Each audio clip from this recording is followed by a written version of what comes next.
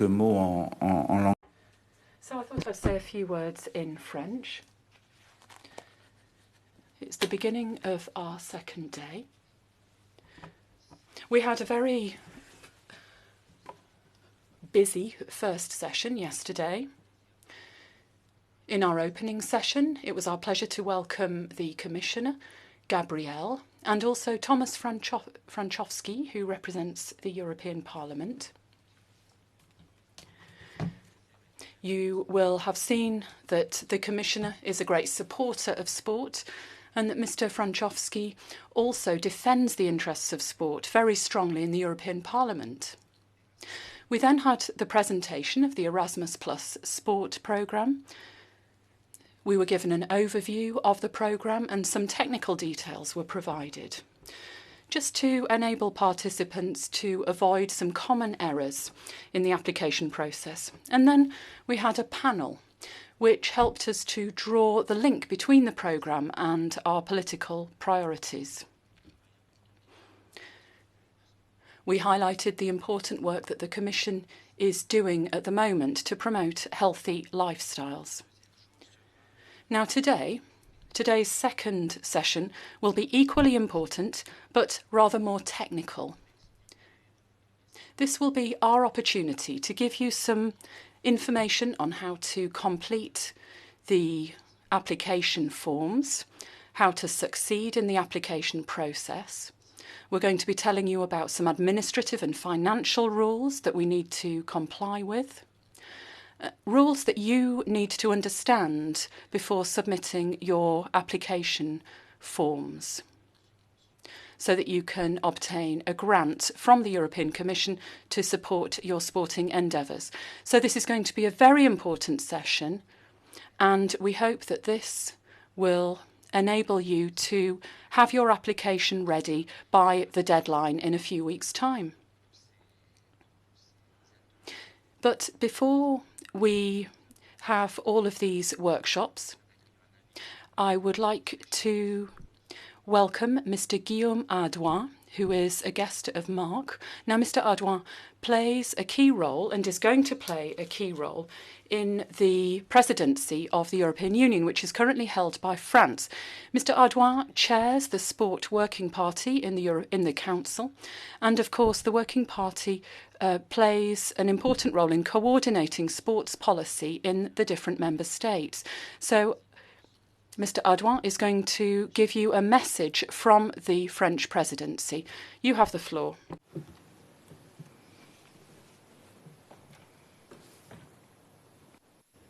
Merci beaucoup, Yves. Merci beaucoup. Thank you very much, Yves, and thank you very much for this invitation.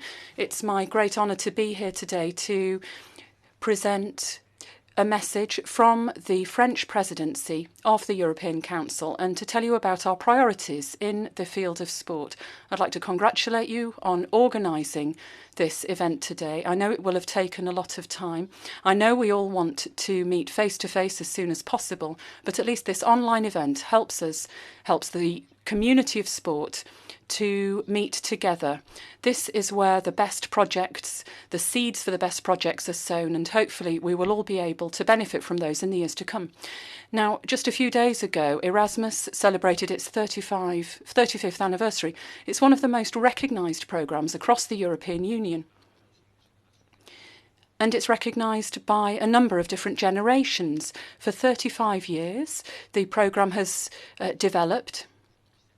And one of the major innovations at the moment is the idea of having projects in sport. The Council has promoted the development of this strand of Erasmus and welcomes the fact that the budget for Erasmus sport is a record and that we also have a record number of applications. 1,300 in 2021. So we hope that all applications for sports projects over the next few years will be successful.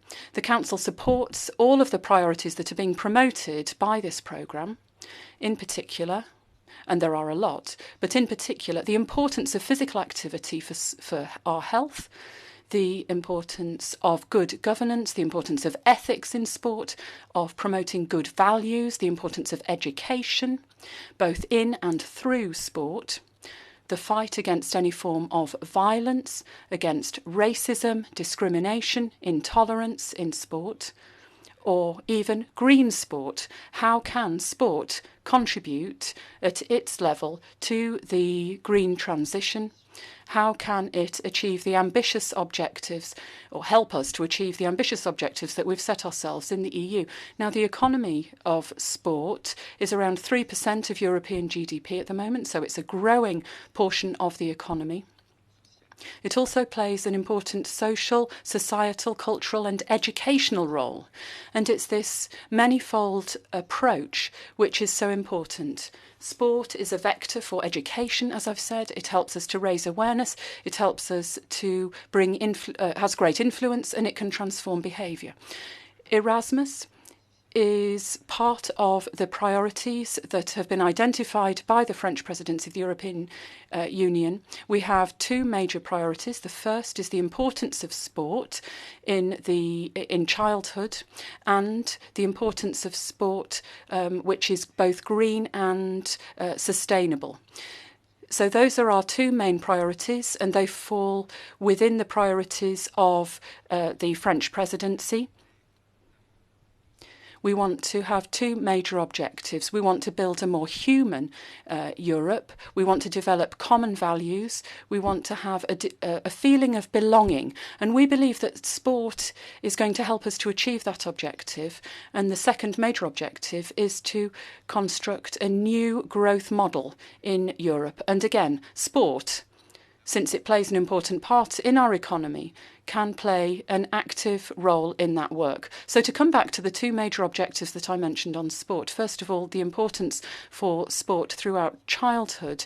We want to show how sport can help to help our children to develop, both to learn and to develop their emotional life and so on. We hope that sport can help to provide a more harmonious society by promoting respect, equality, solidarity, the idea of living together, and also by promoting a greener society. So that's the first important pillar. We will be holding a high-level conference next week, the 7th and 8th of February. Unfortunately, it will be online, but you can follow all of the panels live on the 7th and 8th of February. So that's next week. The second important priority of the French presidency when it comes to sport is green, sustainable sport. How can we better integrate sustainable objectives in sport and how sport is organised? There's a twofold dimension to this. First of all, how can sport reduce its impact on the environment, on climate change, and on biodiversity? And when I say sport, that can take lots of different forms. It might be to do with manufacturing sports equipment. It might be to do with replacing sports infrastructure, or it might be to do with holding different types of sporting events. That's the first pillar. The second pillar is something I mentioned earlier. By helping with education, how can sport exert influence and ensure that good practices are spread more widely? We want, in particular, to ensure that we exert influence on the youngest members of our society. We will have the honour of holding a high-level conference on this subject on the 3rd and 4th of March in Strasbourg. Now, we hope that that will be held face-to-face. It depends on the health situation, of course. But this is an important event which will bring together decision-makers in the world of sport and those who organise major sporting events. We know, everyone knows, the member states, the Commission, the sporting world at all different levels, whether it's at grassroots level, national level, European or international level, are already making significant efforts in this direction. We're not trying to reinvent the wheel. We're simply trying to push that work forward, welcome the various initiatives that are being taken. In the Council, more specifically, we're just in the process of negotiating conclusions on sport as a lever for transforming behaviour and moving towards more sustainable development. We hope to have those adopted on the 4th of April at the Sports Council. Our objective is to welcome the objectives, the efforts that are already being made, but try to accelerate them, intensify them, and move towards greater acknowledgement of these efforts at European level. It's an ambitious programme for the next 6 months, but we know that we can count on all the different stakeholders, the Commission, the agency, the Member States, the European Parliament. We had Mr. Franchovski at the table yesterday, and his report from last November made some interesting recommendations which we have taken to heart. And we know that the entire world of sport is behind us too. We hope that together we will be able to respond to these significant challenges. So I'm very happy to have been able to come along today at the beginning of your second session. I hope that this second day of the Sport Info Day goes well, is interesting and fruitful, just as fruitful as yesterday's was. Many thanks. Merci beaucoup.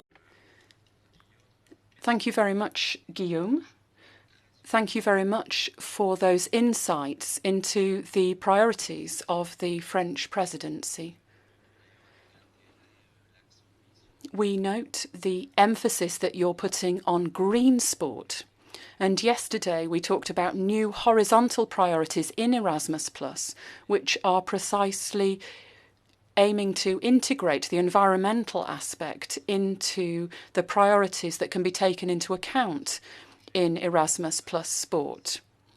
This part of Erasmus Plus wasn't able to be funded before, but it can now under the new generation of projects. So it's very useful to have this message, because yesterday we heard the political lines of the Commission. We heard about the European Parliament's sporting priorities. And so I think it was very useful to hear the Council's vision today.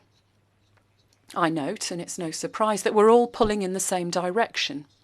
Sport is an area where there is a broad consensus. We're all in favour of promoting sport and physical activity. I think we all share common values in this field. And we've been able to see, dear Guillaume, that in the end, the world of sport is a big family, and we are among friends and family here, year after year, project after project. So thank you very much for your presentation. And now we're going to start looking at the details of applying for an Erasmus Plus project.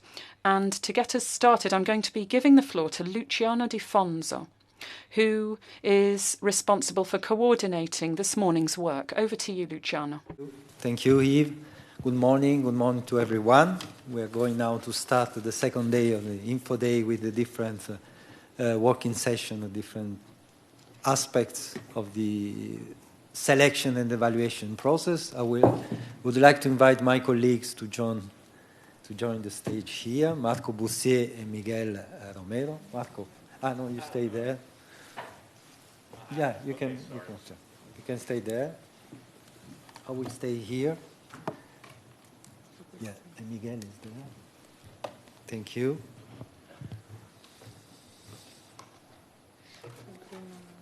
Yeah, here. Before starting, I would like to remind you so that you can use the app ConnexMe. Yesterday we had a lot of exchange, and this has probably created some trouble in technical details, it's particularly for the participants that are using their mobile phone.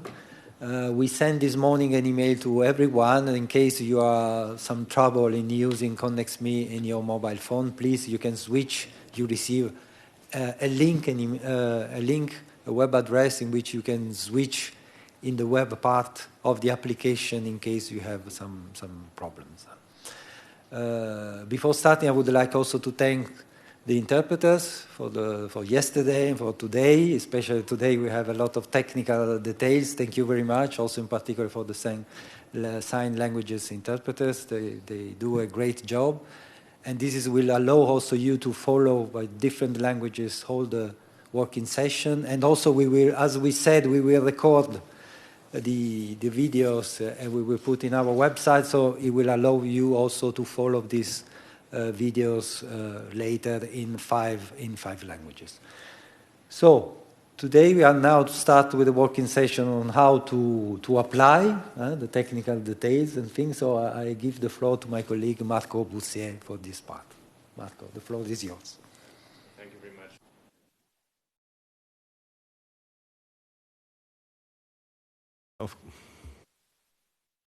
Sorry, I think it works now. Although I'm a techie guy, I wasn't aware that this had to be done. Good morning to everyone. So today what we're going to do together is to dive into the system which is going to allow you to find, actually I'm going to, that's not exactly what I was expecting. So maybe not that one.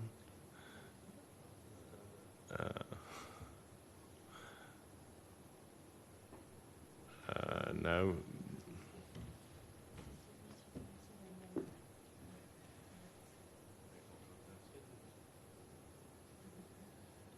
Yeah, we are going to select the right presentation. We had some. Yeah, exactly.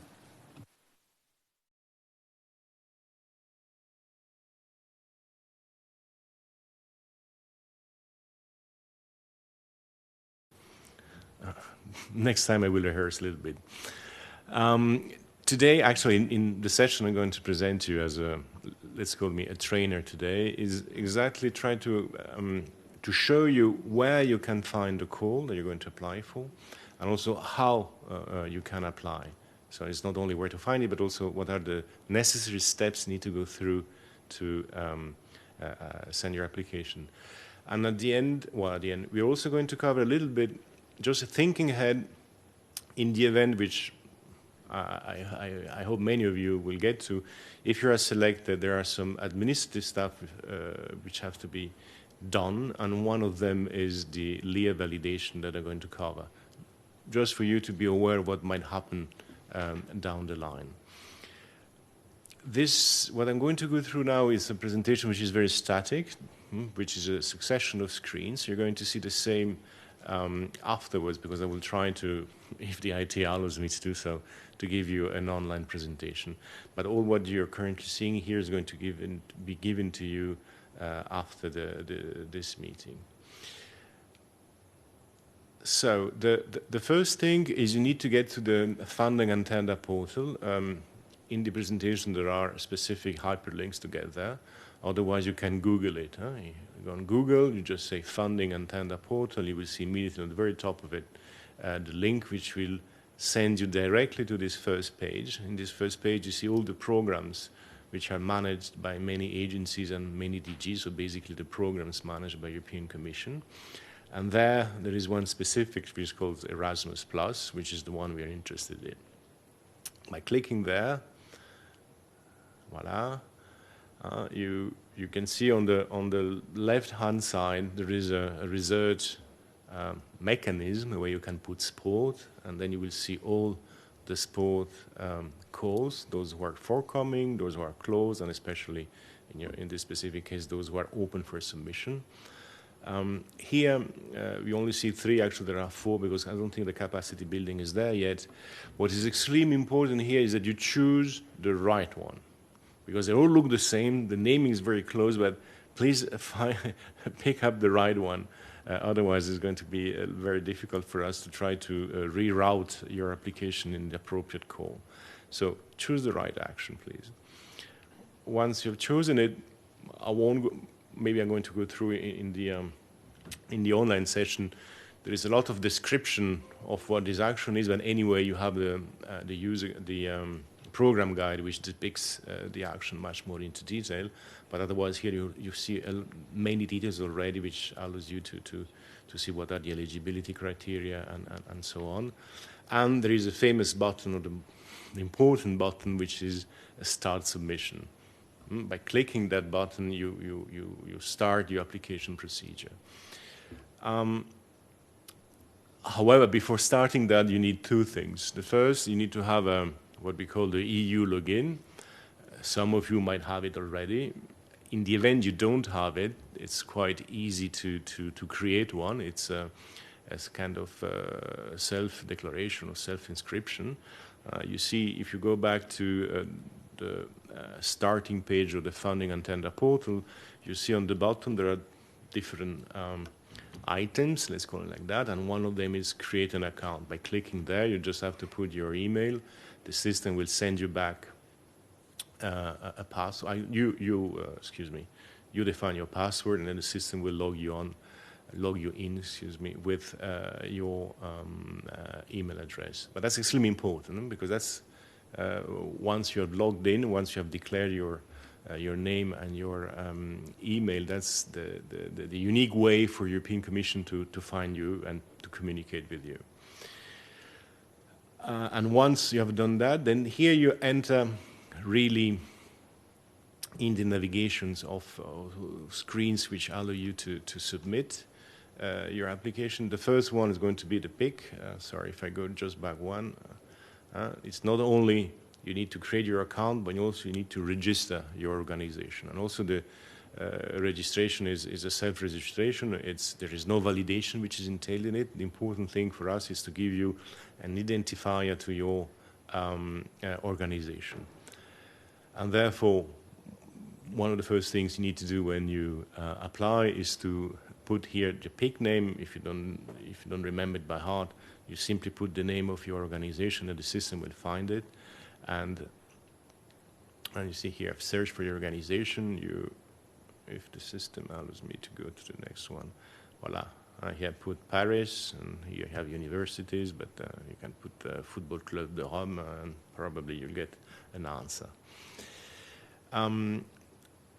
Once you have defined how you put who you are in terms of PIC and organization, afterwards the system will ask you, are you the main contact or is someone else the main contact?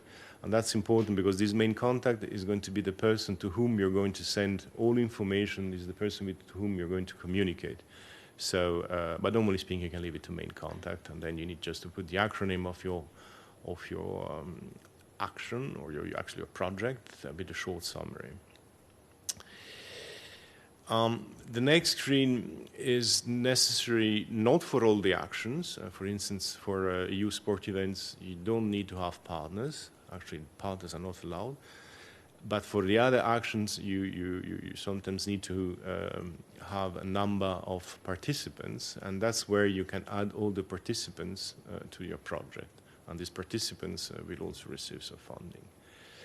And there it's the same exercise as before. You add a partner, you need to know what the PIC is and insert it. So PIC being the identifier of the organization. Apparently we need to change the batteries, I think. Voila. Whoops. And here this is probably the most important screens of your application, because here you have a kind of micro ecosystems of all the elements you need to apply. Unfortunately, I don't have a pointer, so it's difficult for me to show it there. But you see there are three boxes which are framed in red. One is called the edit form that we're going to go through afterwards. Edit form is the administrative form where you need to check that name, addresses, and other administrative elements are properly covered.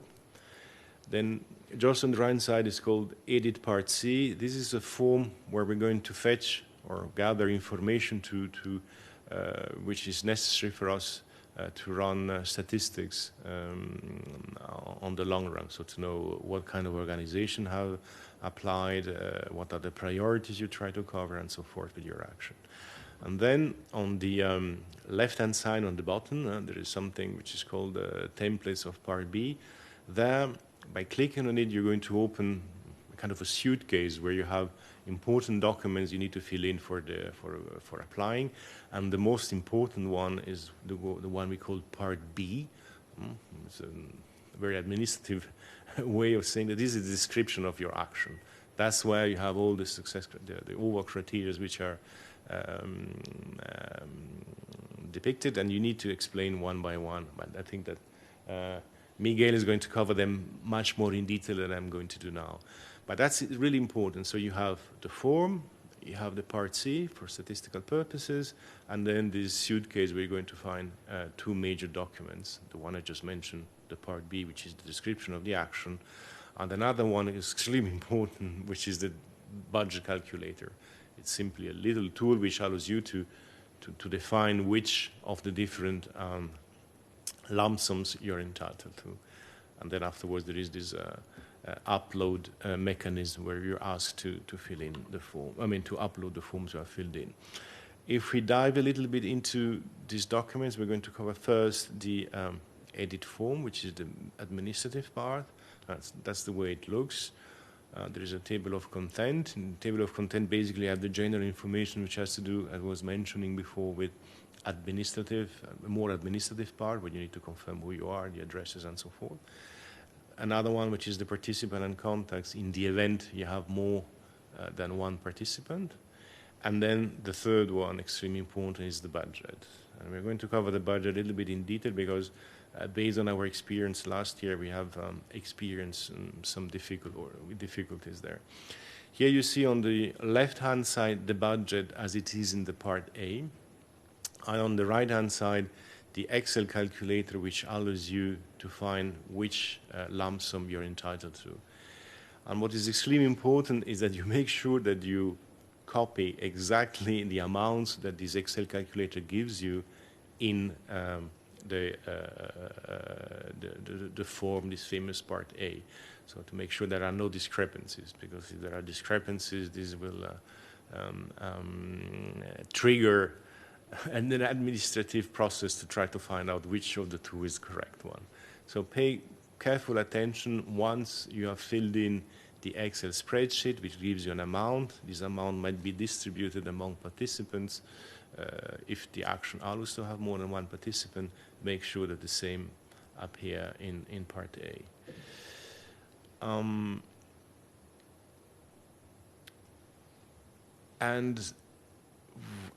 Part C.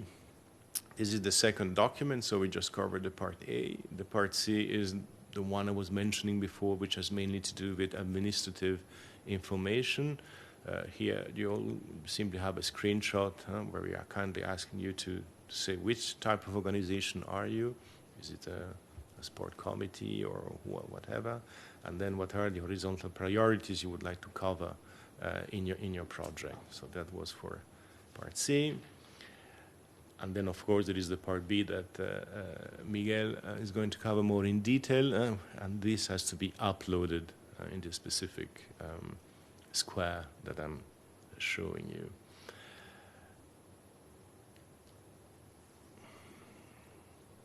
Voila. And that's basically it. So once you have your form, which has been edited, your Part C, which has also been edited, and you have filled in the Part B, which is a description of your action, the last thing you need to do is to, of course, upload them.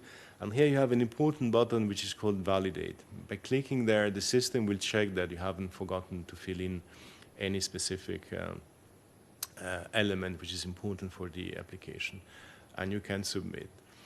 What is important here, there are 2 or 3 things perhaps I would like to share with you. Well, there is the classic one, which is don't wait the last minute for doing that, for submitting your application. Why? Is because at that moment there might be, we're using the same platform, we're sharing it with other programs and other actions, so there might be many people trying to submit, and this sometimes stresses a little bit the system, and you might experience some difficulties if you do that at the very last minute. And the last minute is last minute. It's 1700, so 5 p.m. Brussels time. At that moment, the system closes. So try to do it before. And don't be afraid of doing it before, because even if you submit, let's say 1 week or 2 weeks before, you can always go back, resume your application, make some changes, and resubmit. So it's not once you submit, it's not a fire and forget. No, you can certainly go back. So don't be afraid of doing it in advance. And as I can show, as this slide shows on the right-hand side on the bottom, here you have hyperlinks of resources for getting support. First of all, you have a telephone number, so there's a support center who can answer your calls, answer your queries. You can send a mail. There are frequently asked questions. You have different online guide manuals. So there is a lot of support which is there to help you. Voila, I think, yeah, that was my part. Now maybe I'll leave the floor to Miguel, who's going to dive more into the submission procedure of the Part B. Maybe I think you need this device. Yes, thank you, Marco. Indeed, it's very useful. And thank you also for this presentation about the technicalities of the submission system, and you will still give us some more advice after my presentation. So yes, I would. So first of all, good morning, everybody. I will present the application form and focus on the Part B, which is the complete description of the Erasmus Plus sport project you will send to the executive agency. As my colleague said a moment ago, the electronic form you use for submitting the project proposal via the Funding and Tender Opportunity portal contains already all the documents you shall use. This means the Part A, which is the administrative data mainly related to the PIC, so the Participant Identification Code of the organization involved. The Part B, which is the description of the project itself, and the Part C, which identify the horizontal priorities and the specific priorities of the Erasmus Plus sport action you will try to achieve. So as I said, I will mainly focus on Part B, the description of the project, and explain this Part B. However, before starting the project description, I would like to repeat some basic information that actually Marco already explained and mentioned, but in order to, yes, also to show you again some concrete screenshots of the submission system. So,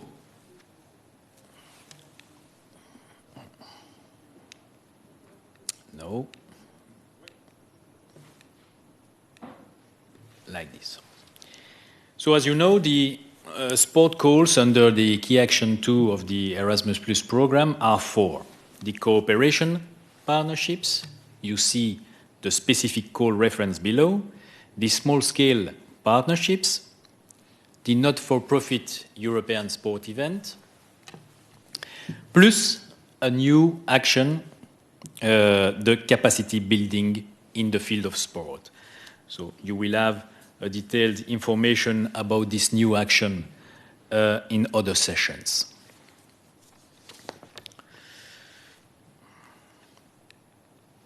As said by my colleague, you start the submission via the Funding and Tender Opportunity portal.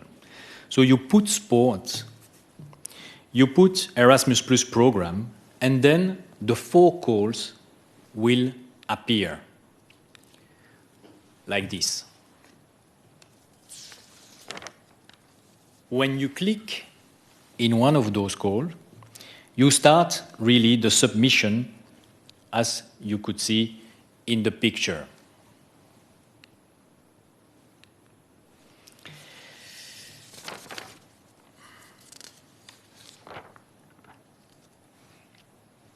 Then, indeed, you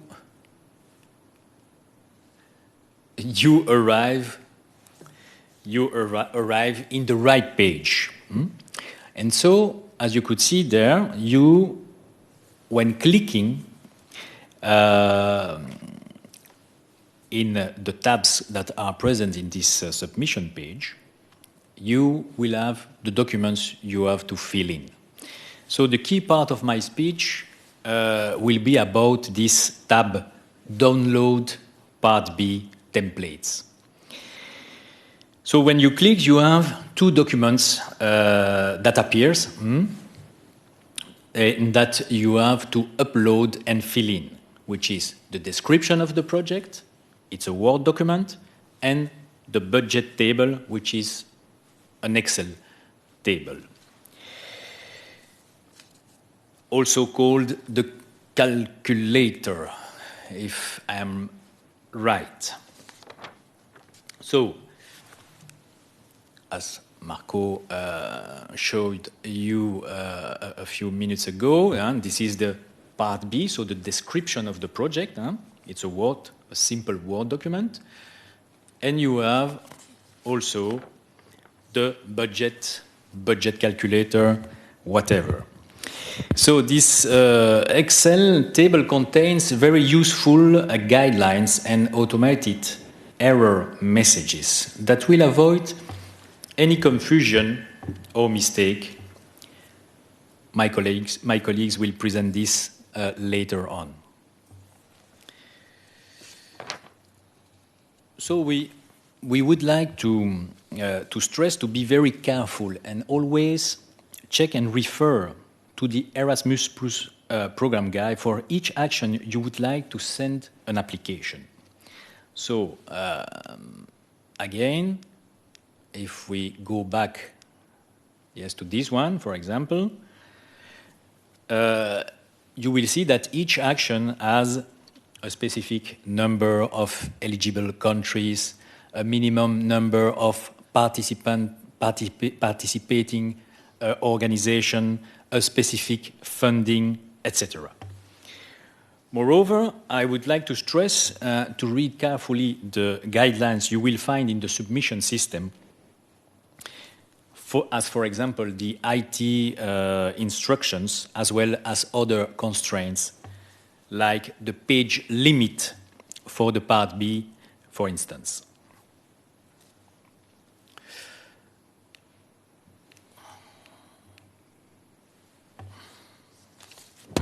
So let's start with the Part B, so the description of the project. This part is structured following the award criteria indicated in the Erasmus Plus program guide. According to the guide, we have 4 award criteria: the relevance, the quality of the project design, the quality of the partnership, and at last, the impact and dissemination.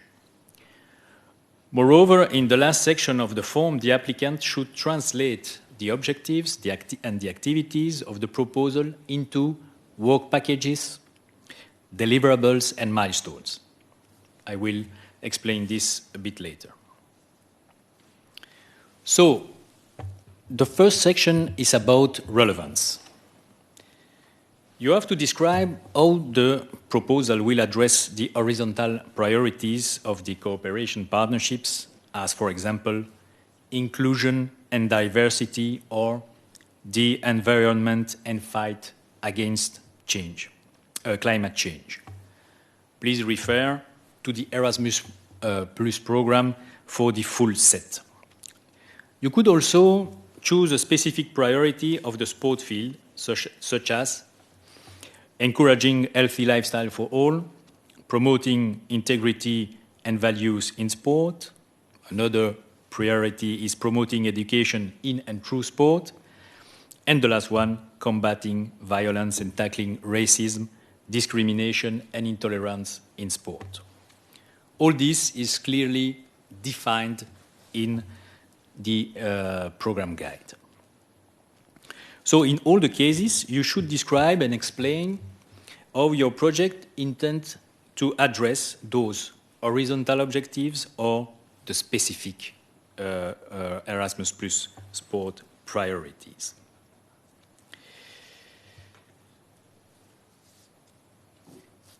The section 2 is about the quality of the project design and the cooperation arrangements. You will see several subsections where you have to explain and describe the methodology of the project. You describe the measures foreseen to ensure that the project implementation is of high quality and completed in time. You describe the methods to ensure good quality monitoring, planning, and control. You describe the evaluation methods and indicators, quantitative and qualitative, to monitor and verify the outreach and coverage of the activities and results. There is also a subsection related to the key project team where you indicate the function and profile of the people involved for implementing the project. At last, with regard to the quality of the proposal design, there is also a section about the risk management. This means what are the measures for solving risk that could appear during implementation. We think in particular to delays in the execution, conflicts between partners or external constraints like a worldwide pandemic. So the key element here is to describe alternative ways to solve those issues. Additional coordination meetings between partners, for example, and or to plan and organize online tools and events in substitution of physical activities, and or to have backup staff. Then we have also a section on the partnership and cooperation arrangements. This section is related, of course, to the consortium. As it was said by my colleagues, all the partners shall have an active role in the project. Moreover, each partner should have precise tasks and responsibilities. Communication channels should be established between the coordinating organization and the partners and between the partners. I remind you that all the partners should be identified at the stage of the proposal, and all partners of the consortium shall have a PIC, so a participant identification code. The only exception about the PIC is for the not-for-profit European sport event, sub-action European-wide event. For those, only the applicant organization needs to encode the PIC. The other minimum 9 entities participating do not. Nevertheless, they are described, so those 9 entities are described, and I would say even fully described in the project description with full role and tasks.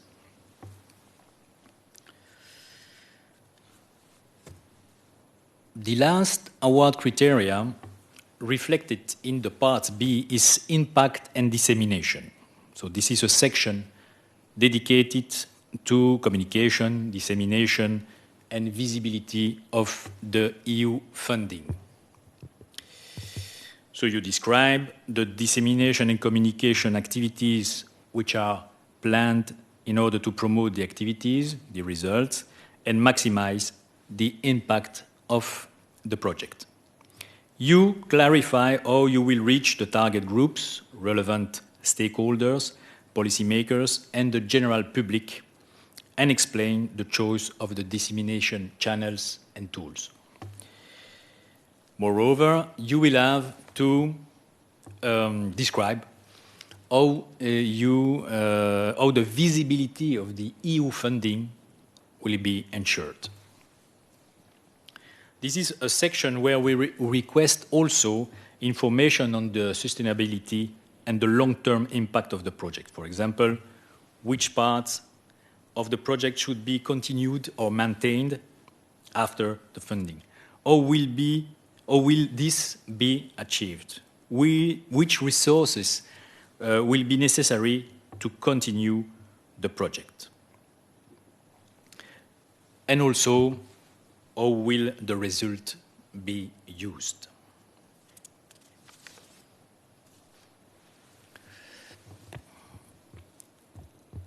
The last chapter of the Part B is dedicated to the work packages.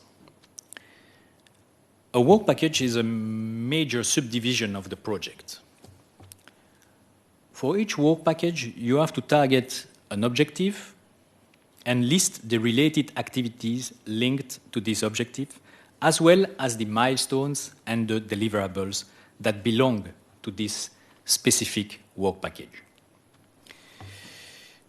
Projects should normally have minimum 2 work packages. Work package 1 should cover the management and coordination activities, meeting coordinations, project monitoring, financial management, reporting, and all the activities which are cross-cutting and therefore difficult to assign to another specific work package. You can create other packages by copying work package 1. The last work package should be dedicated to impact and dissemination. The work packages will indicate the number of the task, the organization leading the work package, if the other partners are involved, as well as the activities and the participants. The subsection linked to the work package is the milestones and deliverables data. So milestones are control points in the project that help to chart progress. You use them only for major outputs and complex projects. Deliverables are project outputs which are submitted to show project progress. Again, you only put for major outputs.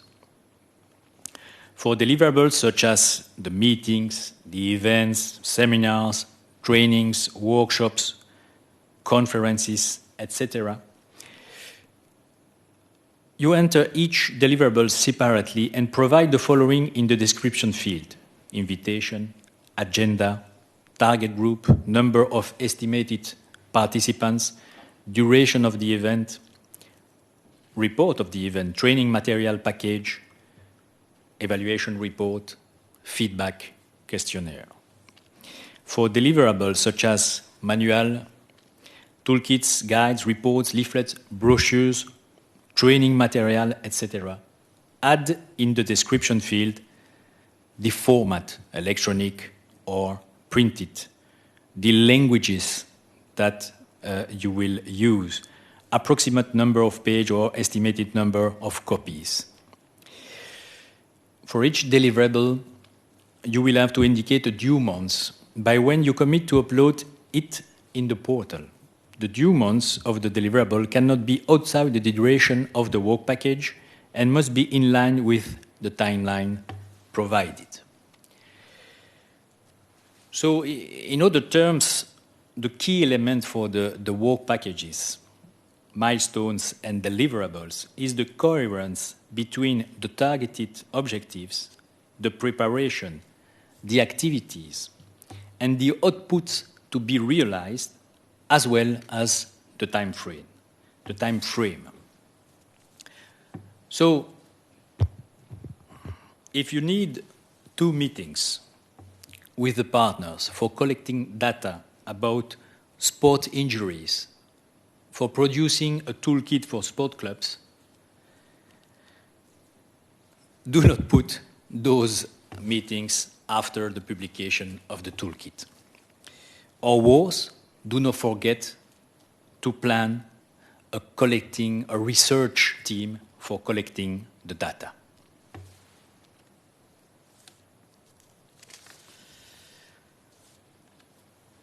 At last, closely connected with the work packages, we ask for a budget estimation.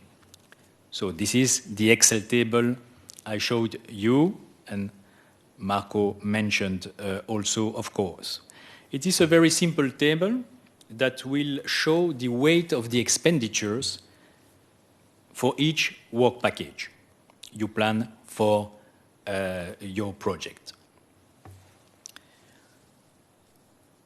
I must say, and I'm sure my colleagues will agree with me, that we try to improve the budget table in comparison with last year.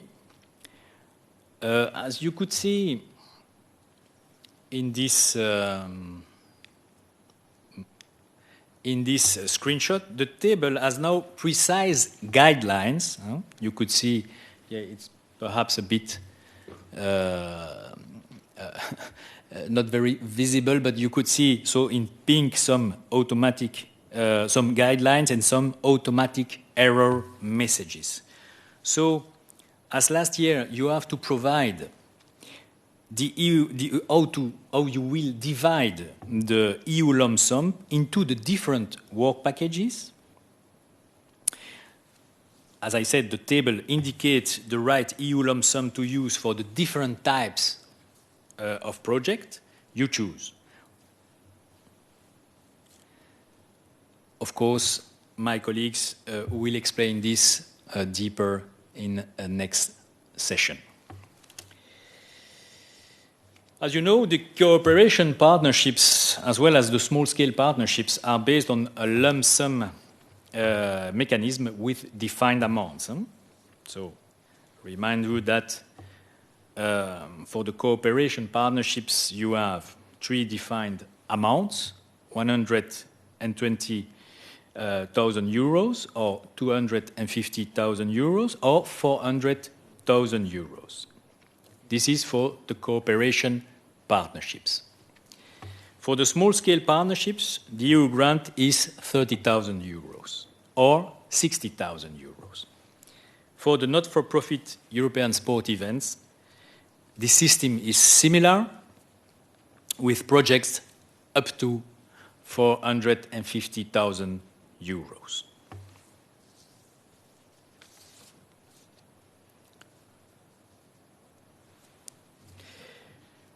At last, the Part B include also some other sections that are normally not applicable for the Erasmus Plus sport action, as ethics or some specific security aspects. So simply let empty if not relevant for your project. At the end, you will have also to fill in a light declaration of honor about the veracity of the data encoded and about the prohibition of double funding.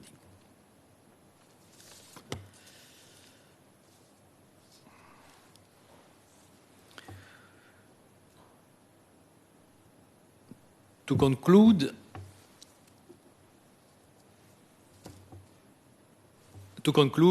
really my presentation, do not forget to fill in the Part A, the Part B, and the Part C, which provide us with the horizontal or the specific priorities you target with your proposal.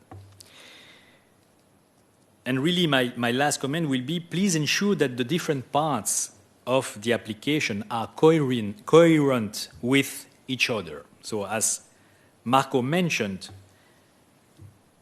this means that when you fill in the Part A with the organization involved and the PIC that correspond to those organizations, this Part A shall correspond to the Part B, where you define and explain the task of those partners. And all this, so the Part A and the Part B, should be coherent with the type of project and the amounts you put in the budget table. So this is very important, because otherwise we enter in some administrative, I would say, troubles. That's all for me. Thank you very much. And Marco, I give you the floor again for other information very useful about, if I am right, the LEAR. Yes. very much, and thank you for... I need to adapt to the ecosystem, otherwise, yeah, no one hears me. No, thank you very much, Miguel, for your presentation, which is extremely important, because what Miguel covered in the end is the most critical part of your application, since it's description of the action. I'm going to do two things now. One, very briefly talk about the LEAR, and then afterwards I will make an online presentation just to walk you through what you should do to find your action and apply. Why do we want to talk a little bit about the LEAR? Again, this is just anticipative work for those of you, I hope many, who are going to be selected and become beneficiaries. In order for you to be able to sign a contract, we have to make sure that is the appropriate person who can sign it. And for that, there is a little procedure we'll have to go through. First of all, the system we're going to use is completely digitalized or dematerialized. So everything will happen electronically, and therefore also the signature will happen electronically, and therefore it is important for us to authenticate that the person signs is entitled for doing so. And for that, we have this concept of the LEAR. And the LEAR is a person who has been designated or appointed by the legal representative. It's not the same person. So if we take, for instance, the FIFA, you have the president of the FIFA, and the president will define in his, because it's a man, organization, who is going to be or have the role of this LEAR. It might be the person in charge of a specific department. And therefore, he will sign specific papers in his right of being the legal representative. He's going to say, this person is the legal entity appointed representative. And the responsibility of this person is going to define for that specific project who can sign. So it's a kind of 3 layers. You have the legal representative who's going to appoint someone, and this person has the responsibility to define exactly who can sign the contract. And this person also has the responsibility to define who can participate in the project or not, legally speaking. Here, it's just again to mention these 3 layers. You have the here I took another example, the president of the board of directors. This person is going to define that Mrs. XYZ is going to be the LEAR, and this person, so the LEAR, will define who is responsible for that specific project. So it might look complex, but in some cases the same person can do the 3. So if you have a small entity which is not as big as the FIFA, then the same person can have the 3 hats. And why do we talk about that now? It's because in some cases it's extremely complex to find the person who can really sign the contract. The person who can, can define who's the LEAR is going to be, and so forth. The bigger the organization, and also sometimes if it's in a public administration, sometimes it's different to define in this public administration who's the person who can really represent this administration, and therefore can define who the LEAR is, and so forth. So that's just for you to in the positive event you're going to be selected, that's something you need to take into consideration. There are a lot of resources in the funding and tender portal which explains you exactly what you need to go through. These are 2 examples of specific documents. One of them is also for the validation of the PIC, because the PIC, as I was mentioning before, is something which is given to you beforehand without validation, but once you become a beneficiary, you will have to validate that. And here as well you can find, it's a slide which basically depicts where in the funding and tender portal you can find this information. And I think that's about it. And now... Thank you, Marco. We are running out of time. Okay, yeah, sorry. So I think we have to stop here. We have several questions, and probably we can just launch one question if it's possible from the things. Thank you, Marco. If you can sit here, yeah. We're a bit late, and we need to... So we will just see one question from the audience. Thanks, Marco. Sorry. We will see if later we have time to show, but it's really, otherwise we will not have time for the other panels. So if we have one question, otherwise I will suggest to go through the... Okay. In any case, the question that we have in Connex Me, we will reply via email. We are charging all the questions that we find, and we hope we can answer later via email. So we pass through the second. Thank you very much, Marco. Thank you very much, Miguel, for this really detailed and technical presentation, which is very important. We have several mistakes last year on the presentation of the application, and I call on stage my colleague Elena Kamenchikova and Mark Patuzzo. Thank you. So,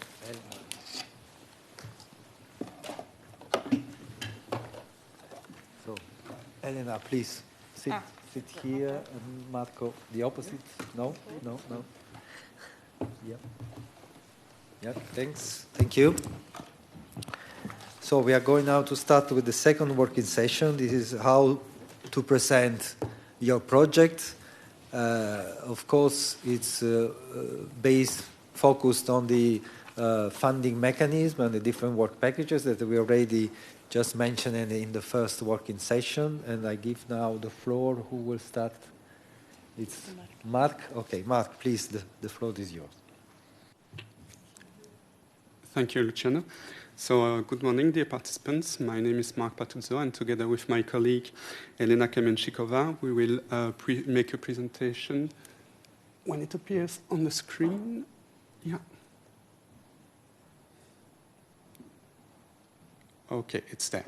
So we will make a presentation on the financial aspects of the calls for this year and on how to present, in fact, your project. Wait a minute.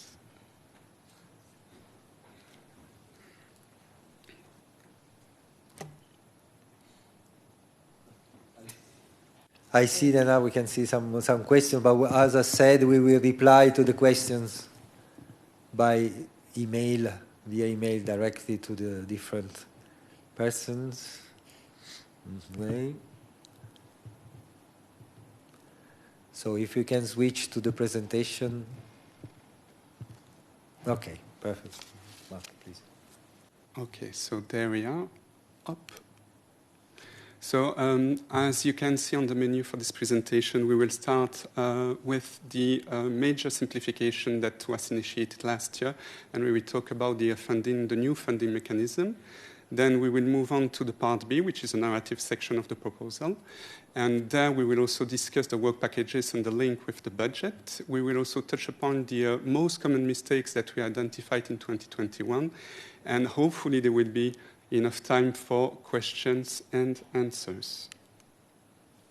Next slide. So, as you've probably noticed, last year we operated a large simplification on the way the grants are now funded. So in this large simplification, there are three main characteristics. The first characteristic is that now there is one single fixed amount, which means that this amount covers all costs of eligible activities linked to the implementation of the project. So we left behind, in fact, a funding mechanism based on the reimbursement of incurred costs that was quite complex and prone to errors, and we moved to a more simplified funding mechanism based on lump sum, in fact. And this simplified mechanism removes all obligation of actual cost reporting and financial ex post audit controls. And so one of the consequences is also that it reduces the administrative burden. Also, with that kind of simplified funding mechanism, we put the focus more on the performance of the project, on the technical aspects, and less on the financial and administrative elements of the project. As it will be presented later in this presentation, the second characteristic is that now there are different single lump sum amounts, and these lump sum amounts cover different types of partnerships and events with a different level of complexity. The third characteristic is that, as detailed in this year's program guide, there are different types of partnerships, as I said, in the field of sport that are covered by different actions. So we've got small-scale partnership, cooperation partnership. We've got the not-for-profit European sport events and the newly launched capacity building in the field of sport. Now, this new mechanism also, and the fact that we also moved in the management of the project to e-grants, imply that there are different administrative and reporting requirements. For instance, at a later stage, with the technical reporting of an EU-funded project, we will be, the beneficiaries will be asked to focus more on the completion of the work packages. And if we take, for example, from a financial point of view, documents that were requested in the past, such as timesheets, payslips, contracts, will no longer be needed in case of ex post controls. Next slide. Now, as I said, we moved to a simplified funding mechanism based on lump sums. There are two types of lump sums, and we'll start with the lump sum type 1, where there is a menu of predefined lump sums from which the applicant will choose the most appropriate lump sums according to the activities they want to undertake and the results they want to achieve. In order to determine the lump sums, we will need an estimated budget per each work package that must satisfy the principle of sound financial management, meaning economy, efficiency, and effectiveness of the objectives of the action. We also need a list of work packages that needs to be detailed, so you will have a work package on project management, on dissemination, and impact on events. And clearly the objective here again is to put the focus on the results and the outputs and not on the administrative and financial elements. Oops. Yeah. So at the time of the planification of the projects, the applicants will need to choose the most appropriate single lump sum that will cover all the costs of the project based on the identified needs and the objectives. So the choice of the lump sum amount must be in adequation with the ambitions and the expected results of the projects. Now, we move to the second type of lump sum. And in this case, in fact, the amount of the single lump sum contribution, and here we talk about contribution, will be determined based on the estimated budget of the action that is proposed by the applicants. So, the granting authority, the agency, will fix the lump sum for each grant based on the proposal, so the estimated budget proposed by the applicants, on the evaluation results, on the funding rates. In the case of capacity building, it's a maximum of 80%, and on the maximum grant amount set in the call. And again, in the case of the capacity building in the field of sport, it will be capped at 200,000 euros. A few words about the evaluation. So, when we will receive the applications and they will be evaluated by external experts. So the experts will assess the quality of the applications against the award criteria, but they will also check the budget estimate and they will look if the proposed resources and the split of the lump sum shares allow the achievement of the activities and the expected outputs. And for each work package, the budget estimate will be assessed for accuracy and appropriateness against the proposed resources.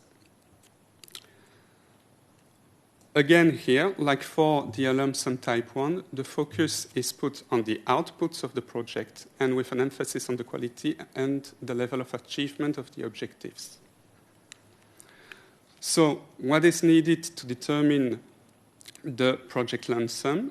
The proposal will have to include a detailed budget organized in work packages. The activities covered for each work package must be described in detail. The proposal must include a breakdown of the estimated costs showing the share per work package and within each work package the share per partner. And so in terms of costs, staff costs, travel costs, subsistence costs, equipment, subcontracting costs, and other costs can be covered, provided that they are part of the eligible cost as defined in the program guide.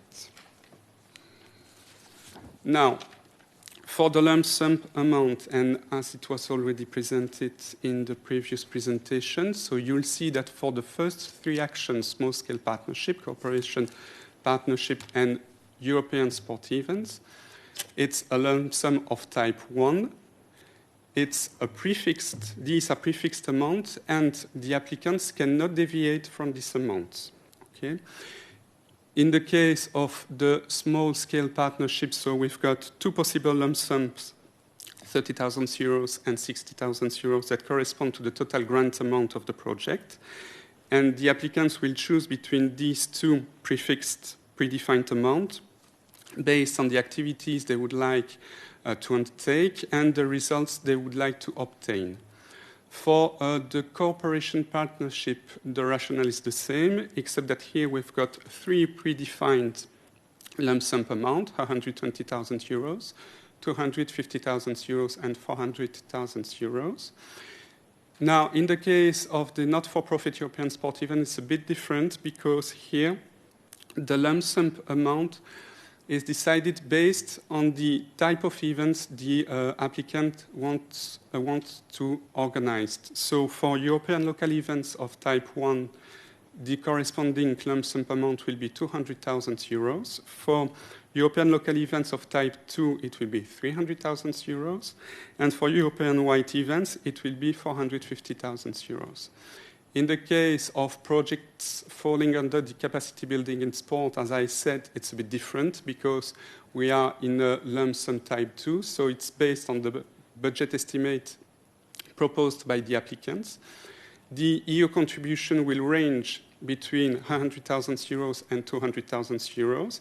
As I said earlier, the maximum funding rate is 80% of the estimated budget after evaluations.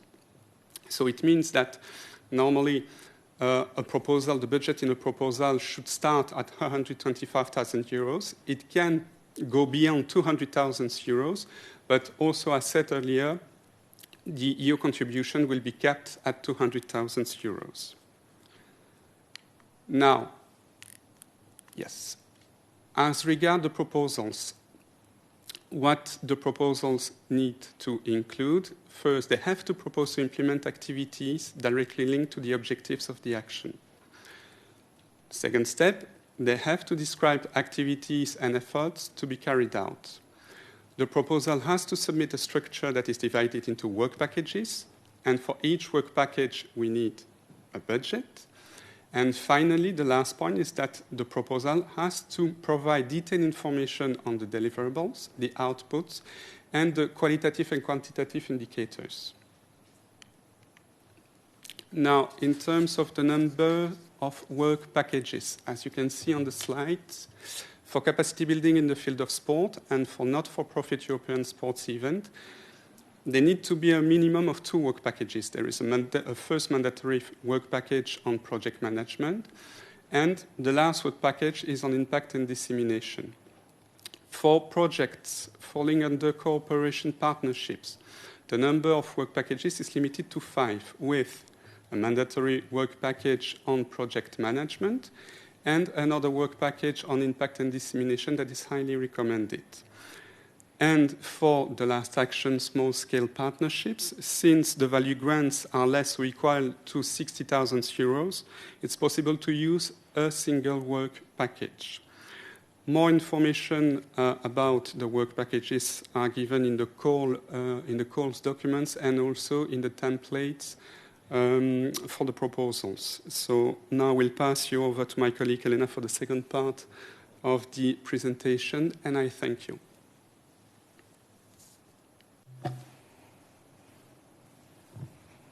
So thank you, Mark. Now we have heard about the theory, about the funding of the actions, about the work packages, and now I propose to all of you to have a deeper look on how this is all mirrored in the application form, in which different sections you will find, and you will have to fill in information on work packages and on the budget. We won't have time here to go through all different sections and parts of the application form, but what I will highlight here in this part of the presentation is also some of the sections that usually create some questioning from the part of the applicants. So I'll give you some screenshots and print screen from the application itself to show you some of the questions that we usually have before the deadline. And also what I'll do at the end is I'll talk about some common mistakes from this first year of this funding system and of the e-grants system that we used for the first time in our calls. And at the end, completely, I also have the example of the two budgetary annexes, one for the lump sum type 1 that covers the cooperation partnership actions and the not-for-profit European sport events, and the other one covering the capacity building in sport. So in the application form, you will have to fill in the work packages. The work packages is the space that will enable you to explain and to structure your application in these different sections, and that will also help you to structure your budget later on. Where exactly you have to fill in these work packages, it will be mainly in the part B, in the technical description or the narrative section of the application. Section 4, that is called work plan, work packages and timing.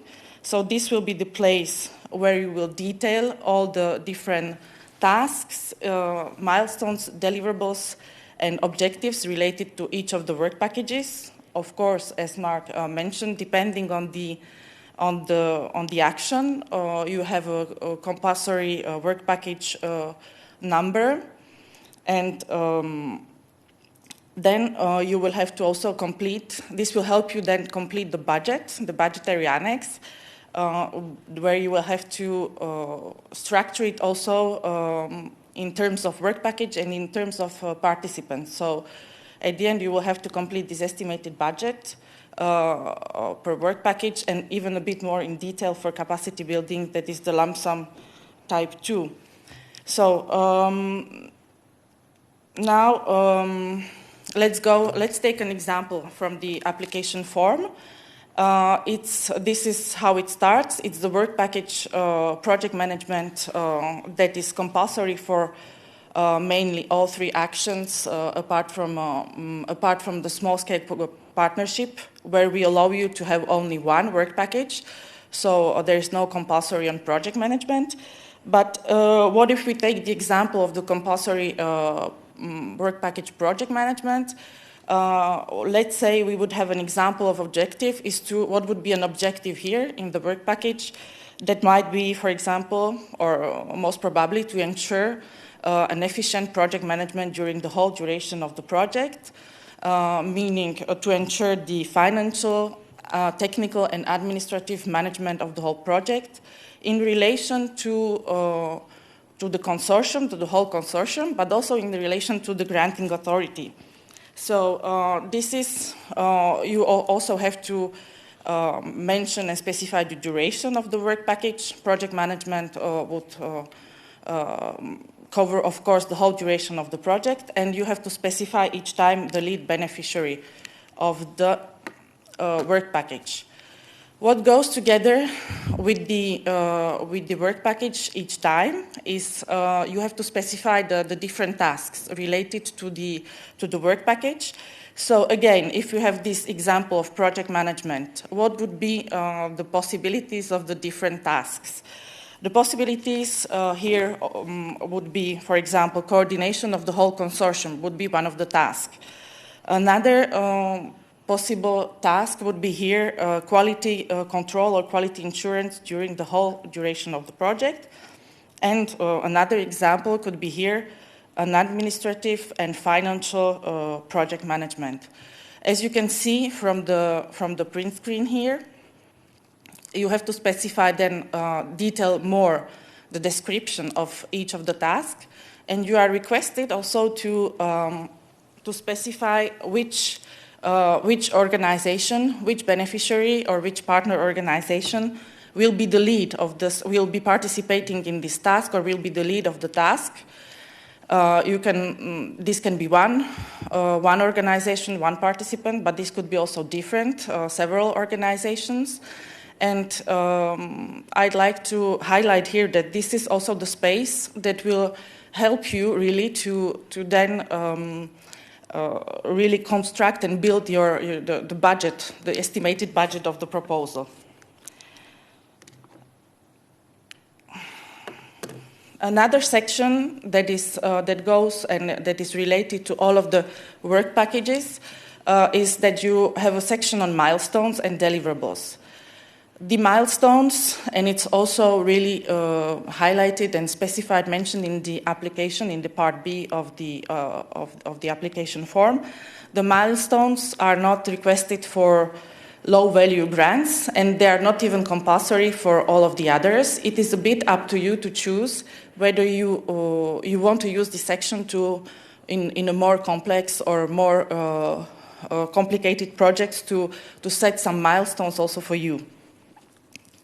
If we talk about the deliverables, and we should give some examples, then we could, of course, think of, in a work package of project management, we could think of a project handbook, or we could think about some guidelines on quality control or other types of guidelines to ensure the coordination of the consortium or the coordination of the quality control during the whole project.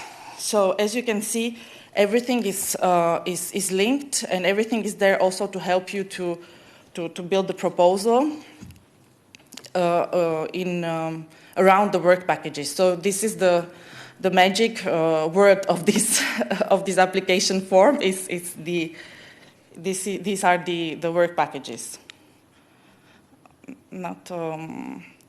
At the end of the section, after the work packages, you will also be asked to specify all the different events that you are wishing to organize in your project.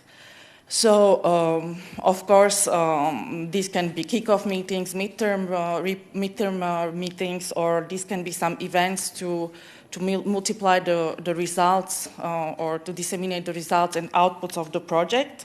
And here you can add rows for the different events you would need in your project proposal. So this was the section that is very much dedicated to the work packages. Now, what I'd like to show you here is a question that comes very often, is the question on the list of previous projects. Because you have two possibilities. You have the possibility to list the list of the projects, previous projects, directly in the Part B, but you have also the possibility to add it as a separate annex, as you can see it highlighted in yellow in this screenshot. Because some of the most experienced applicants, you might have a lot of previous projects funded. So this is a possibility for you to edit separately, but it's not. You can also leave it in this Part B section. Another print screen that I show you here is the screen of timetable that is also part of this section on work packages. And here I'd like to highlight only the fact that you are not requested to give exact dates, exact months for the projects. You are requested to specify month 1 of the projects, month 2 of the projects, because we cannot, at the stage of the application, we cannot really define when will be the first month of the project. And as mentioned in the application itself, for projects up to 2 years, you are asked to detail this timetable in months. And when you have longer projects, you are requested to specify and to present these different tasks in quarters, but it's not really shown here, but you could see it from the application. Another thing that I'd like to mention here is that you are all requested to present your projects in a frame of one of the priorities specified by the guide. That could be horizontal priorities or the sports sectoral priorities. And the reason why I'm putting here this, we already received some question on this. The wording of the priority, sports sectoral priority, encouraging healthy lifestyle for all, has a slightly different wording in the part C of the application. Another important thing to mention here is that this part C of the application is not applicable to capacity building in the field of sport. There is not this section. But for the cooperation and partnership and small-scale partnership, you'll see the wording is slightly different, but you will find the healthy lifestyle mentioned in the sub-priority. So if you wish to present a project in the frame of the priority encouraging healthy lifestyles for all, then choose the encouraging the participation in sport and physical activity. So now, this brings us also to the different and frequent mistakes that we could see in 2021. This was, of course, the first year for e-grant system to be used in our calls, and this was also the beginning of the new generation of programs.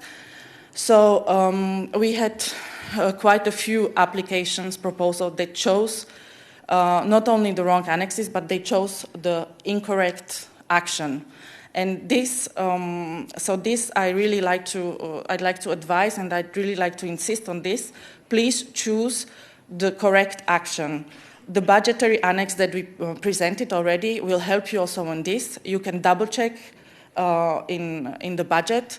Choose the correct action that corresponds to the lump sum and to the activities you want to present and you want to ask for funding.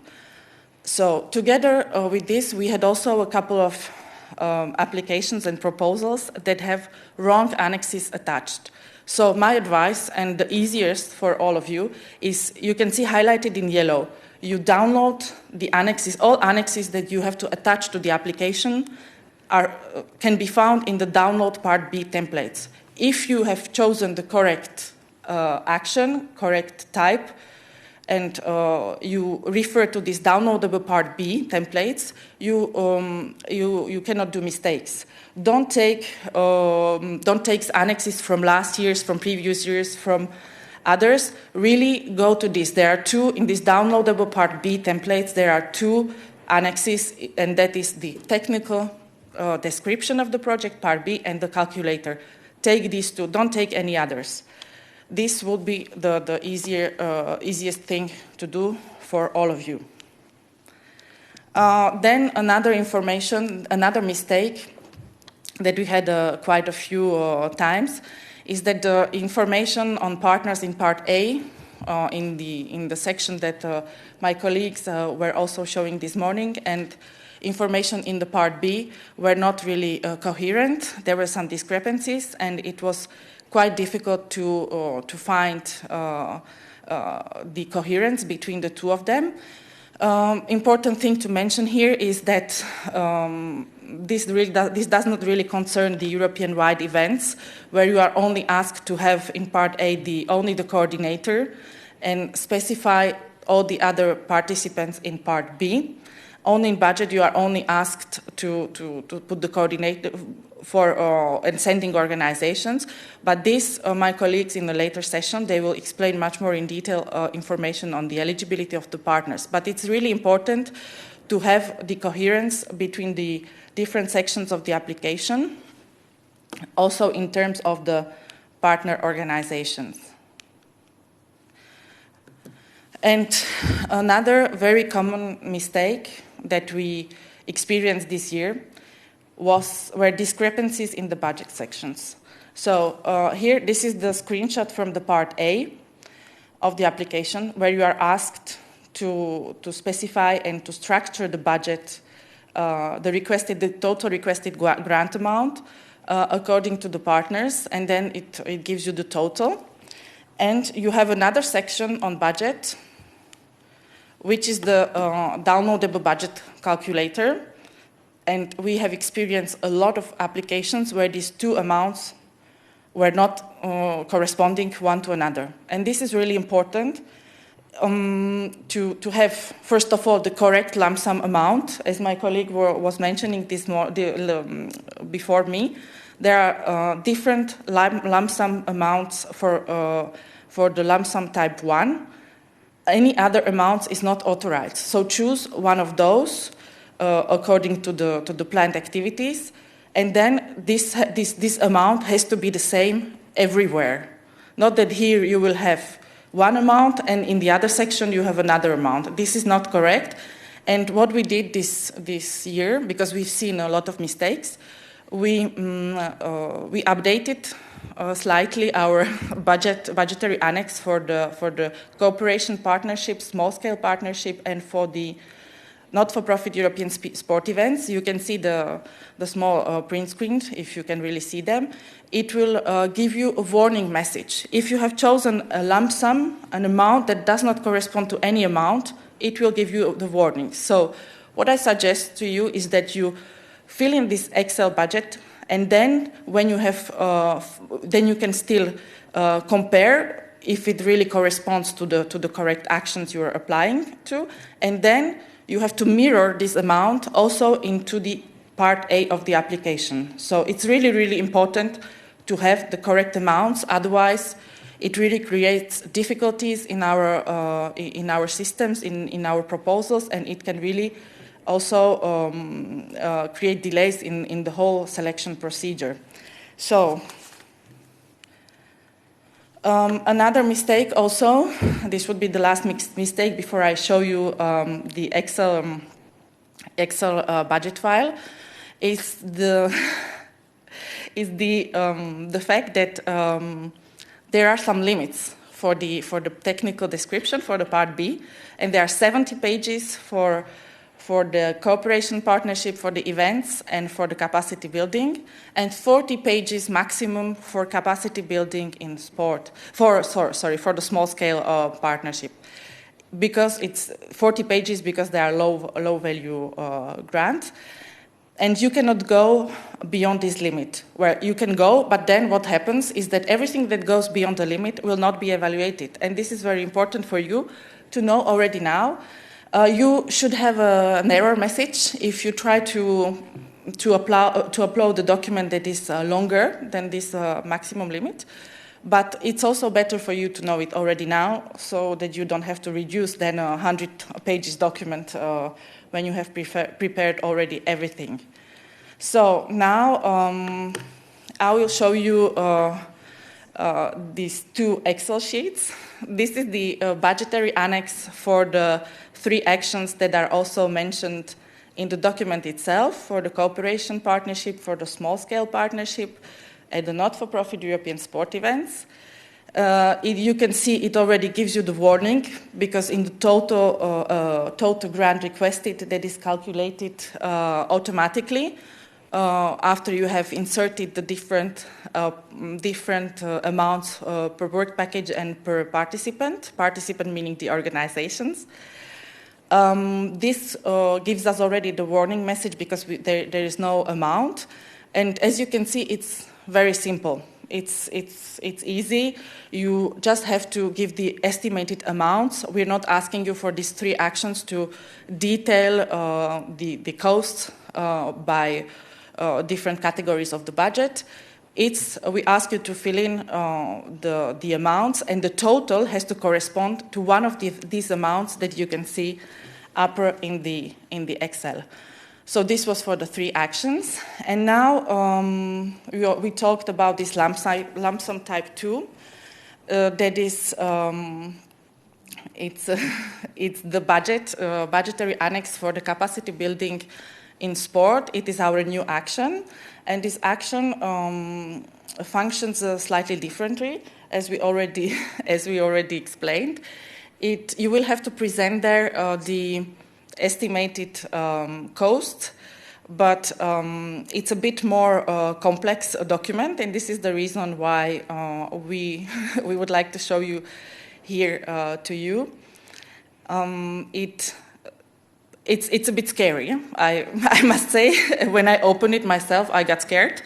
But don't worry, there are 19 lines of instructions that will really guide you one by one. Just follow them, and it will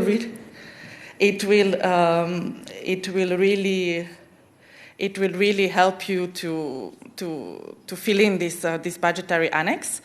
So basically, I don't know whether we will manage to show you the 3 different sheets that you have to fill in, but there are 3 sheets. You will be asked, first of all, to fill in the sheet on with the different beneficiaries. So you will have to, there are some macros in this document, but it really works. I tried myself. You will add the different beneficiaries one by one. You see, you have add a beneficiary. You will add so many times, as many beneficiaries you do have in the project. And then you will do the same with the work packages. And you have to click then on the apply changes. And this will trigger the creation of as many BE sheets as many participants there will be participating in the project. And at the end of the proposal, at the end of this whole action, you will have to then, by beneficiary, you will have a sheet by beneficiary with really the estimated costs structured in the different categories. The other sheets really will be calculating then according to what you have filled in these 3 different sheets, and it will give you the total at the end. So it really is quite a complex document, but it will really guide you to prepare the budget in a correct way. So this was it from our side. So maybe if we have some questions on these different sections, or maybe we can also take the questions that we already had after the first session and we didn't have time to reply. What I can mention also, it's very important, it's that we talked for this capacity building in the field of sport, we talked about the maximum grant of 100,000 to 200,000. So meaning that this estimated budget should be of 125,000 euro at least to have this maximum grant amount of 100,000 euro. So this is, I think, something that is important to mention here also. If I may, Elena, waiting for some questions from our colleagues, I would just also to repeat the fact that it's important that you really follow the different instructions, in particular for the annexes, because one of the main reasons of ineligibility is because we don't receive the correct annex uploaded in the application form. So you really need to upload these documents, and also you need to complete, because sometimes we receive also the annexes, but they are not completed, they are not filled in. So this is also, of course, you need to fill in all the different parts of the application form. Okay, so I have questions you want to, yeah, please. So we have a question here from Katarina. Good morning. Is it obligatory for small-scale partnership in the field of sport to include as partner a sport club? Compulsory as such, it is not, but it's a plus. I would say it's a plus in your project. It's an added value if you add such partner in your project. Thank you very much. We see if you have other questions. I'm going to read. Sabine Papas, question on not-for-profit European sport events or European local event at the type 2. As regard the number profile of participant organization, is there a maximum of participant organization, both legally and from past experience? Yep. Yeah, I would suggest that we leave this question actually for the next session, because I know my colleagues are really going into quite of details in relation to the number of participants and the eligibility criteria on this. Can an organization, we have another question here from Bernardino, okay. Can an organization apply for 2 or 3 actions with different of same partners? What is really not good here is to have the same consortium applying for the same type of project. This is not okay, but there is not a limitation for an organization to only apply for one of the action or for one call. You can, but it's really, you have to avoid the same consortium and the same type of proposal. This is not okay. So maybe we can move to another question, if we do have some.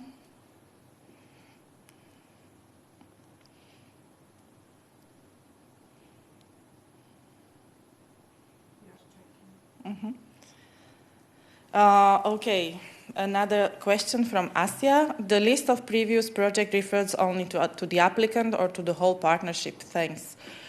Okay, so it really, it doesn't refer only to the applicant, it refers to the whole consortium. And this is also the reason why I showed and explained that if you have, because in some of the consortium that might be a lot of projects, those that have the list of previous project funded. So this is, yes, it concerns, so the answer is, it concerns the whole consortium, yes, the list of previous projects.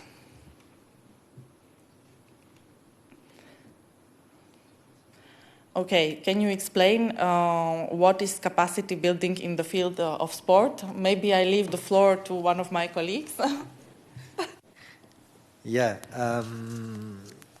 Yesterday, of course, we mentioned already about the clear objectives of this action. Of course, it's a cooperation partnership. You need to establish a partnership. But the main goal of this action is that we need really, as the name says, to reinforce the capacity building of the organization in this area. This is the only action which is fully open to third country not associated to the program. As we said yesterday, for the cooperation partnership, we have participation of third country not associated to the program, but only in addition of the minimum requirements, and you need to demonstrate the added value of their participation in the project. Otherwise, they will be excluded from the project, this participation.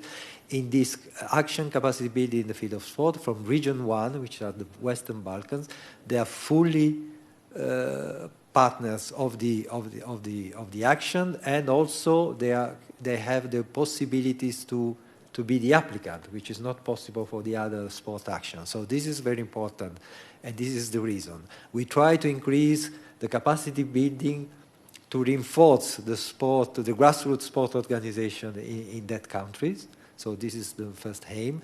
The area is a bit different, is more related to the social inclusion of the area. You can see yesterday in the presentation the different areas which you can apply, but this is really the typical to have cooperation partnership with countries organization of the Region 1. This is the main objectives of this action.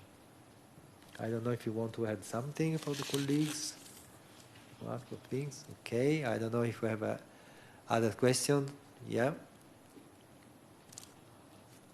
It was the last one, or we have another one? Just waiting. We are still perfect 1 minute. I'm starting also to explain. So we will have a short break today, 15 minutes only, because we have again an important session to have after, and then we will try to have a short conclusion at the end of the day. Please take on your hands the Connect Me app, because we try to have a more interactive session during the conclusion at the end of the morning. So we have finished with the questions. Thank you very much. Try to have, I don't know, a short walk, stretching for 15 minutes, but please come back at 11:30, because we will start with the last session of the day. Thank you very much.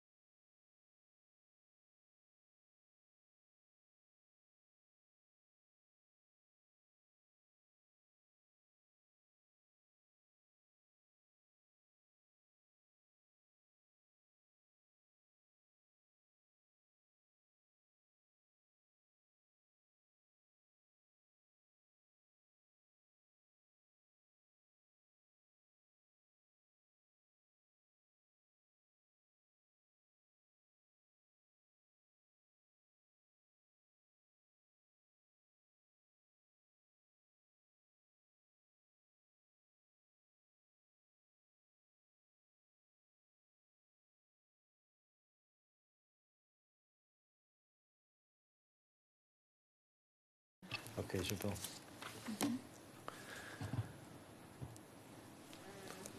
Good morning again. We are going to start now with the last session of the day, of these 2 days for the Erasmus Plus Sport Info Day. Now we are presenting the session on how we evaluate the project. So we are going to talk about the evaluation process. We are going to do this with 2 colleagues of the sports sector, Zanette and Miriam, with me. So I give the floor. The first one is Janette. So please, Janette, the floor is yours. Hello, everybody. My name is Janette Fantel, and I will present you the first part of the presentation on the evaluation process. Just a small technical. Let's wait for the presentation to appear. So I hope you had all a nice small break and that you have still a lot of energy to follow this final session, because this is a very important session, and we will talk about evaluation process as such. So as you can see on the slides, we have different steps for the evaluation. We have admissibility, eligibility and exclusion criteria check, selection criteria, award and criteria check, and final evaluation. So all those different checks are written in the program guide, so they are program criteria. First of all, we start always with the admissibility criteria for the applications. There are several, and they are very important, because it would be a pity that if you have a very good application and that just for some small errors your application is not chosen. So please follow them carefully. They are all described duly in part C of the program guide. Nevertheless, I will mention some of them. So first of all applications must be submitted by a specific deadline. They have to be submitted electronically via Funding and Tender Opportunities portal. Applications should be limited to 40 pages for the low value grants, so for those who have less than 60,000 euros, and 70 pages for those who are above 60,000 euros. As my colleague already explained, this is very important because the extra pages will not be assessed by the evaluators.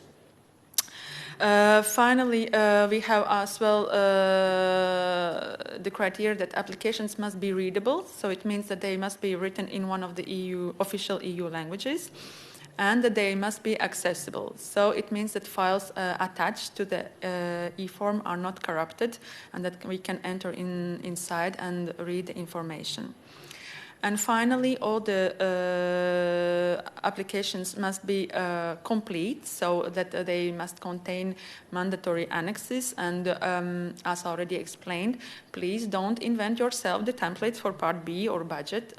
Use only those who can be downloaded from the official portal.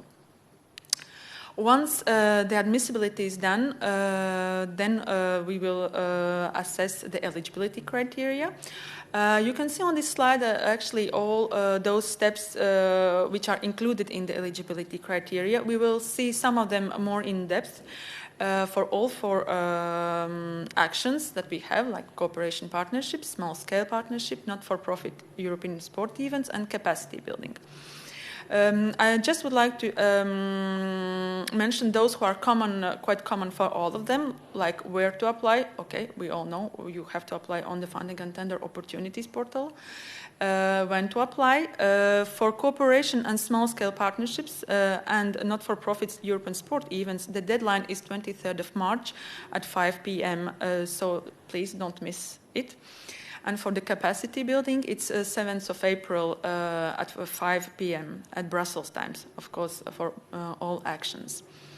Then I just would like to draw your attention on the priorities addressed, because for the cooperation and small-scale partnership activities, actions, we to be considered for funding, the project should have addressed specific or horizontal priorities.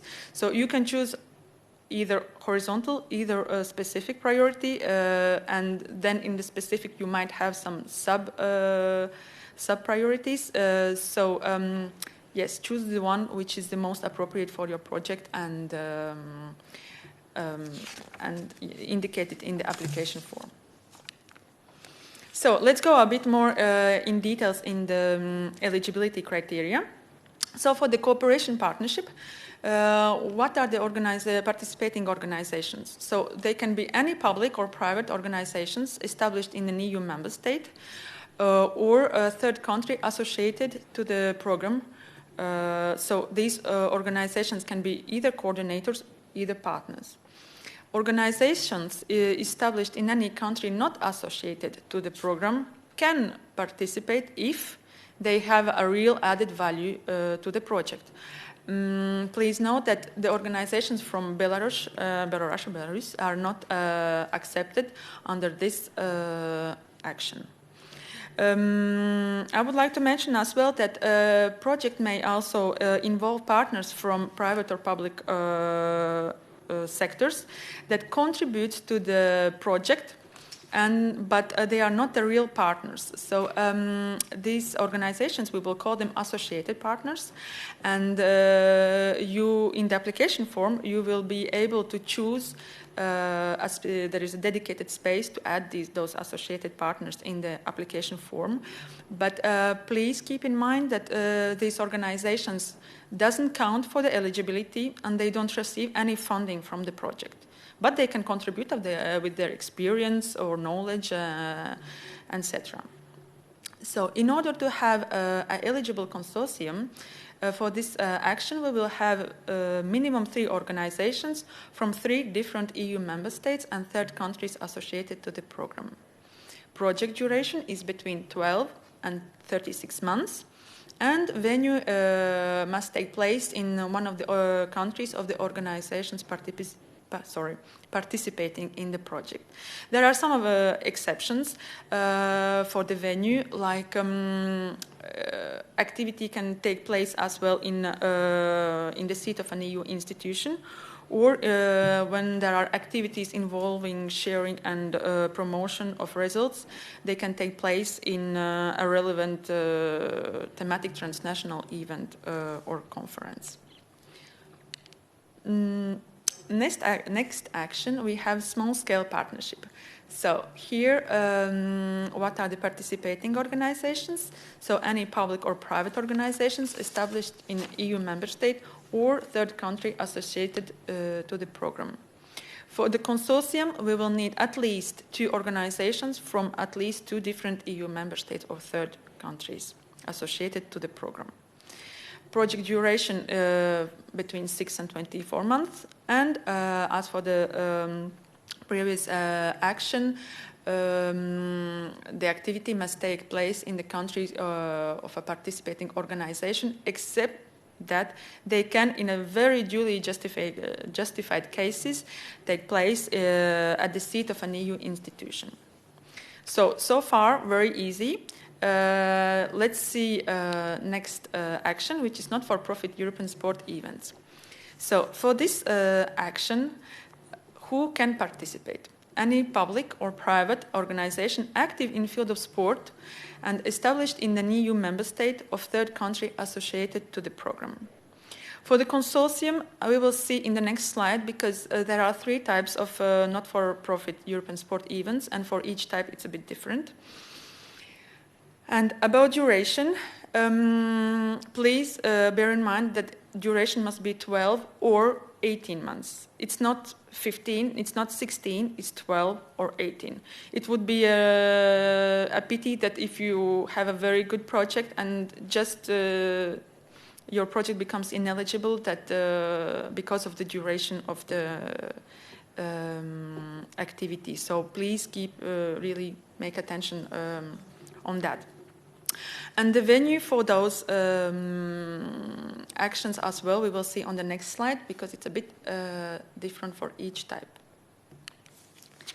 So we have three types of not-for-profit European sport events. We have type 1. There must be 3 to 5 partner organizations. Each organization must be from a different country, again from EU member state or third country associated to the program. And events must take place in the countries of each organization. Okay. For this event, you can have 200,000 euros as a budget. The second type, type 2, you have to have minimum 6 partner organizations, again from 6 different countries. And events must take also place in the countries of each organization. And for this type of event, you can have a 300,000 euro lump sum. And now the last one, European-wide event. There must be only one applicant. There are no partners when we have minimum 9 participating organizations. Well, you may wonder how it comes that we just indicate one and then there must be still 9 participating organizations. So these organizations, you have to indicate them in the part B of your application form. You don't put them as partners in the application form. You don't add them as associated partners. Just indicate in part B and it will be sufficient. My colleagues already explained that earlier in the morning. So this presentation will be afterwards available online. So if you have some doubts, please go back in previous presentations and have a look more in details how to actually indicate it in the part B. So it means that this consortium will represent 10 different countries. And the event must take place in the country of the applicant organization. So this is a big difference with two other events. And for this type of event, there is a lump sum of 450,000 euros. Let's move forward with our new baby, so capacity building in the field of sport. So who can participate in this action? It will be any public or private organization active in the field of sport and established in EU member state or third country associated to the program, or in a third country not associated to the program, which is eligible for the participation in this action. For instance, it's Albania, Bosnia and Herzegovina, Kosovo, and Montenegro. What is the eligible consortium? Sorry, I take a water. There must be minimum 4 organizations from 3 countries. It means minimum 2 organizations from different EU member states or third countries associated to the program. And minimum 1 country from region 1 and at least 2 organizations from this region. Plus, region 1 has to have must be at least as represented as EU member states and associated and organizations from associated partner countries. Program. Oh, yeah, sorry. So, what it means in practice? In practice, it means that let's say that we have an organization from Slovakia and Belgium, and they have 2 organizations from Albania. So this is a good consortium. It is eligible. We have, again, an organization from Slovakia, from Belgium, and 1 organization from Bosnia and Herzegovina, and 1 from Albania.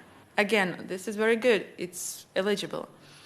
And now if we have 1 organization from Slovakia, Belgium, and Portugal, and then, let's say, 2 organizations from Kosovo, this is not eligible because we have 3 organizations from EU member states and 2 organizations from region 1. So please be very careful when you establish your partnership. So the project duration for this action is 1, 2, or 3 years. Again, please be careful. It's not 16 months. It's not 2.5 years. It's 1, 2, or 3. So pay attention on this aspect.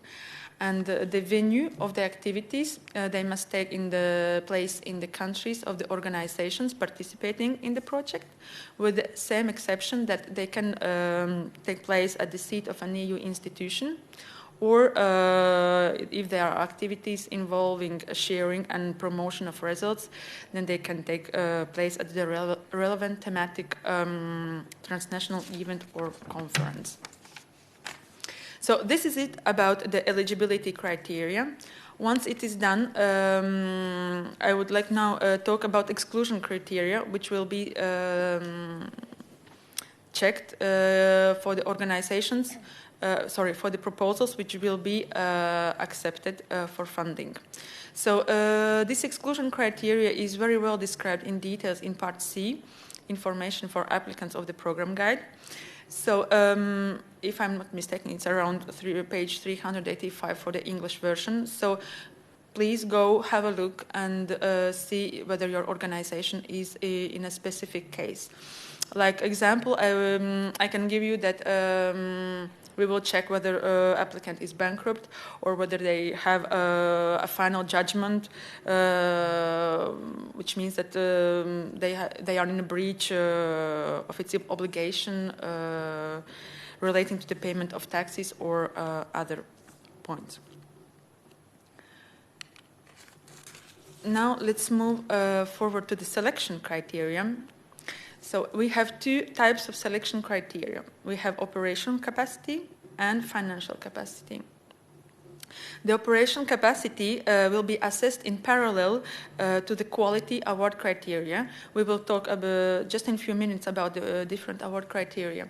So there we will see the competencies, the experience of the applicant organization and the project team, and operational resources available.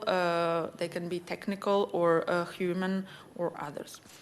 So all this you will need to describe in the Part B of your application form.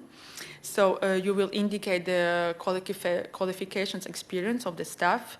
You will describe the consortium and partners involved in it, and you will indicate all the projects funded for the last 4 years.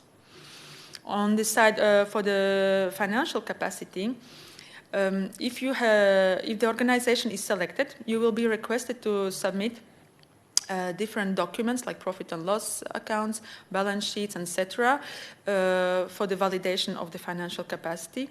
Just to draw your attention to the fact that financial capacity is checked only for the projects which have funding more than 60,000 euros.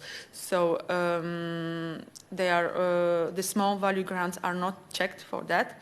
And also the public entities are not, we don't proceed to the financial capacity for the public bodies. It's only for the private organizations. I will give the floor to my colleague for the award criteria.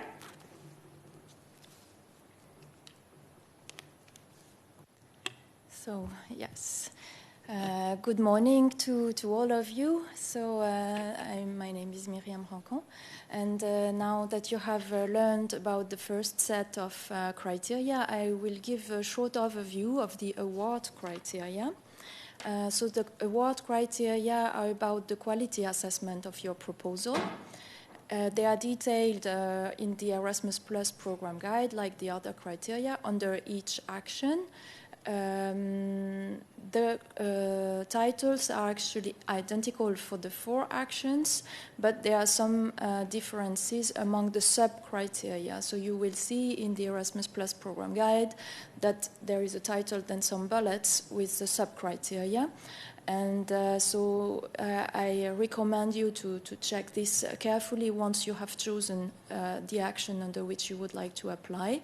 And especially for the small-scale partnerships, the requirements are a bit lower because they are smaller projects. So I will just name the titles. Miguel already explained them also this morning when he presented Part B. So these award criteria are also mirrored in the application form, as you could see this morning. So the 4 titles are the relevance of the project, the quality of the project design and implementation, the quality of the partnership and the cooperation arrangements, and the impact. I will go through these criteria more in detail later on when I will present some advice for the applicants. But this is already a first overview for now, and I will also present you the scores. So as you can see, there is a maximum score for each criterion and for each action. There is a different weight depending on the criteria and the action. As you can see, maybe for those who applied or checked last year about the cooperation partnerships, the scores have changed. Now more weight is given to the quality of the project design and implementation. When you will receive the letter with the selection results, you will also receive the score that you have achieved for each criterion. So, for example, 20 points out of 25 for the relevance, etc. I would also like to explain important elements about the thresholds. So in order to be considered for funding, your proposal must reach at least 2 kinds of thresholds. So first of all, your proposal must reach at least 50% for each criterion. So let's say for the quality of the project design, you must have at least 15 points, or actually 16 to be above. And then your proposal must reach at least in total 60 points. This guarantees the minimum quality for your proposal. Then another kind of threshold applies in order to be selected, because as you know, there is a budget limited for each action. So we will draw a ranking list based on the merit, and we will go from the top and then go down until we reach the end of the budget available for this action, and this is where the selected projects will end. So it may happen that you have actually a good project above 60 points, but which will be below the budget available. So let's say we finance until from 100 to 85, and you have reached 80 points, then you cannot be selected, although actually the project is good. So I'm now going to give the floor back to Jeannette. She will explain the evaluation process in practice. So yes, let's go start to the second part of our presentation, which is about the evaluation process in practice. So we will talk about the external experts, the evaluation of the award criteria, and notification letters. So the agency, for the assessment of the applications, the agency has help of external experts. You may wonder who are those external experts. So actually each person having a sound experience and knowledge in the sport sector can apply to become an expert for the sport actions. So for that there is a call for expressions of interest on the funding and tenders opportunities portal. And there is a specific section which is called Work as an Expert, and everybody can go inside, fill in, and submit the application.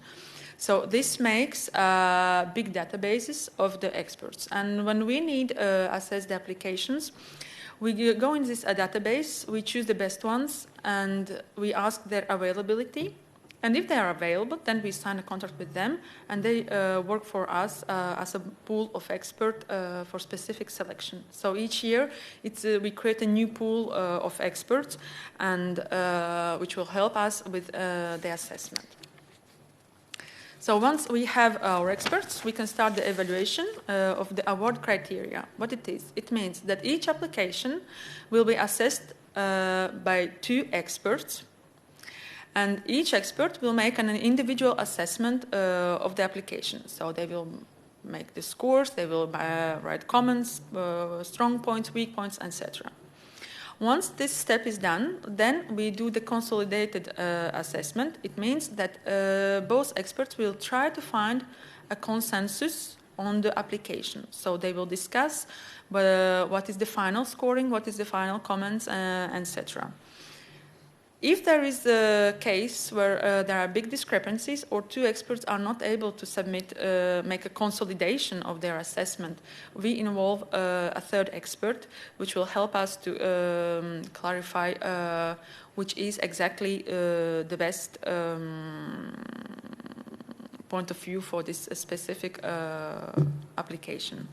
So once all applications are assessed and the consensus for each of it is fine, all those applications are then submitted to the evaluation committee, which will make the final evaluations and take the decision on which applications must be granted and which doesn't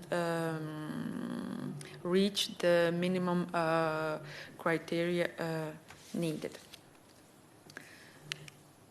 So once the evaluation is finished, the applicants will receive a notification letter. So the notification letter, it will contain a general information, the evaluation results, and funding thresholds. If the application is successful, the organizations will be invited to submit different documents for PIC validation, bank account validation, financial capacity check, and other information to start to prepare the grant agreement. Each letter will contain an annex, which is evaluation summary report, and you will see the scores and assessment. This evaluation summary report, for those who have been selected, it is important to read to see what has been noticed as very strong points and good things, what maybe can be improved during the project, and just to see, yes, what is our appreciation of the project. For those who have not been, unfortunately, selected, please take the opportunity to use this evaluation summary report as a help for next time to improve your project, because there will be definitely indicated weaknesses or what could be done in a better way for the application. I give back the floor to my colleague Miriam for the following slide.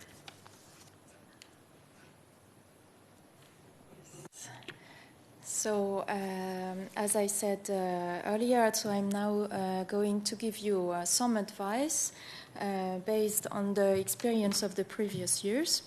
And to do so, I'm going to go through each criterion, so award criterion. But before that, I would just like to make some overall remarks on the common mistakes that we have found very often in the past.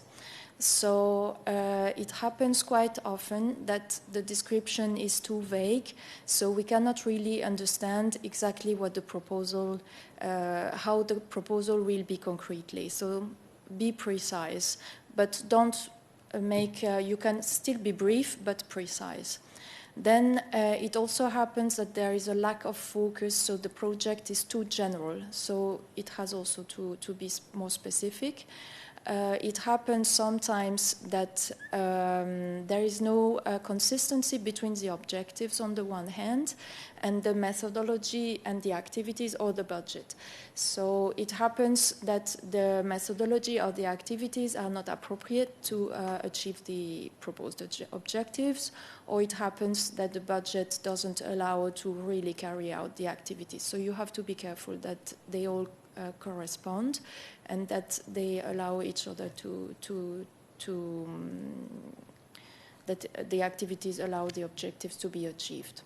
It happens that the budget is overestimated or not realistic, so be careful also for this. or it happens that the impact and the dissemination is weak. So it's quite a pity if you have a good project, but then it's not well disseminated, then it really lowers the impact. So now I'm going to go through each award criterion.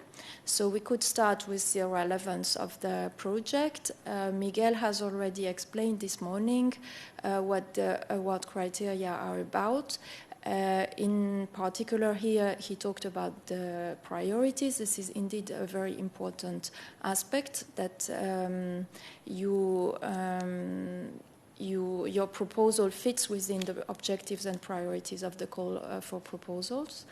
One of the main weaknesses that we have identified in the past is that the objectives of the proposal and the project itself are sometimes not realistic. So the project is too ambitious, or there are too many objectives, so you have to make sure that this is feasible.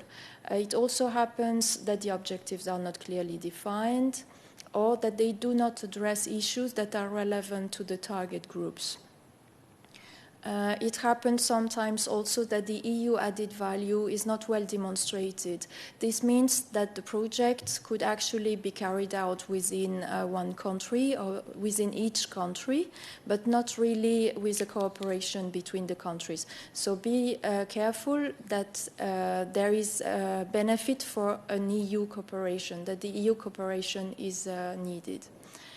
Then only for the cooperation partnerships, the events and the capacity building calls, so not for the small-scale partnerships. You also need to have a needs analysis. So here what is important is to define well the target groups, to show that they have some needs that have not yet been met, and why the project is actually needed, because there is something missing. And for this, you can also use research data. What is important is also to show that the project is innovative. For this, you can also check on the Erasmus Plus project results platform what previous projects were previously funded. And then also for the capacity building action, which is new from this year, be careful that the main aim is actually to reinforce the capacities of the participating organizations. So this is an example of comments that you may receive in the evaluation letter. So this was for one specific project. So here we see that the target group was not well identified, and also the coherence with the activities. So now I'm going to move to the second award criterion, so the quality of the project design and implementation. So whereas the relevance was actually about the idea of the project, now it's about the feasibility of the idea. So how you put this idea into practice. So the main weaknesses, as I said earlier, is that sometimes there is a lack of focus. Mainly also that there is a lack of consistency with the project objectives mainly. You have actually here to make sure that the phases of the project build on each other. So the preparation, then the implementation, the quality control, the dissemination, that there is a construction from one to the other, that you have a clear structure for your project, how you will put it in practice, and that you have anticipated this. Then, of course, it has to be clear. The methodology has to be well chosen for the needs of the target groups. You need to think about quality control measures and the risk management, as Miguel explained this morning.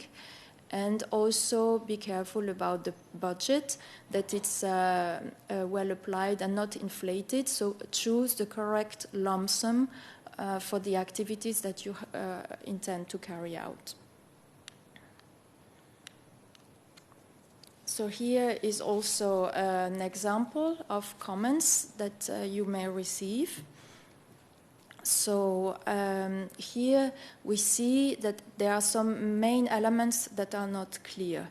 So who, the experts and the trainers, how, the methodology, and when, the timeline. It happens sometimes also that something is mentioned, like the timeline, but then it's not explained. So you have always to explain in practice. So basically here, under this award criterion, you have to answer 7 main questions: who, what, when, where, how, why, meaning the coherence with the objectives, and what for, the impact.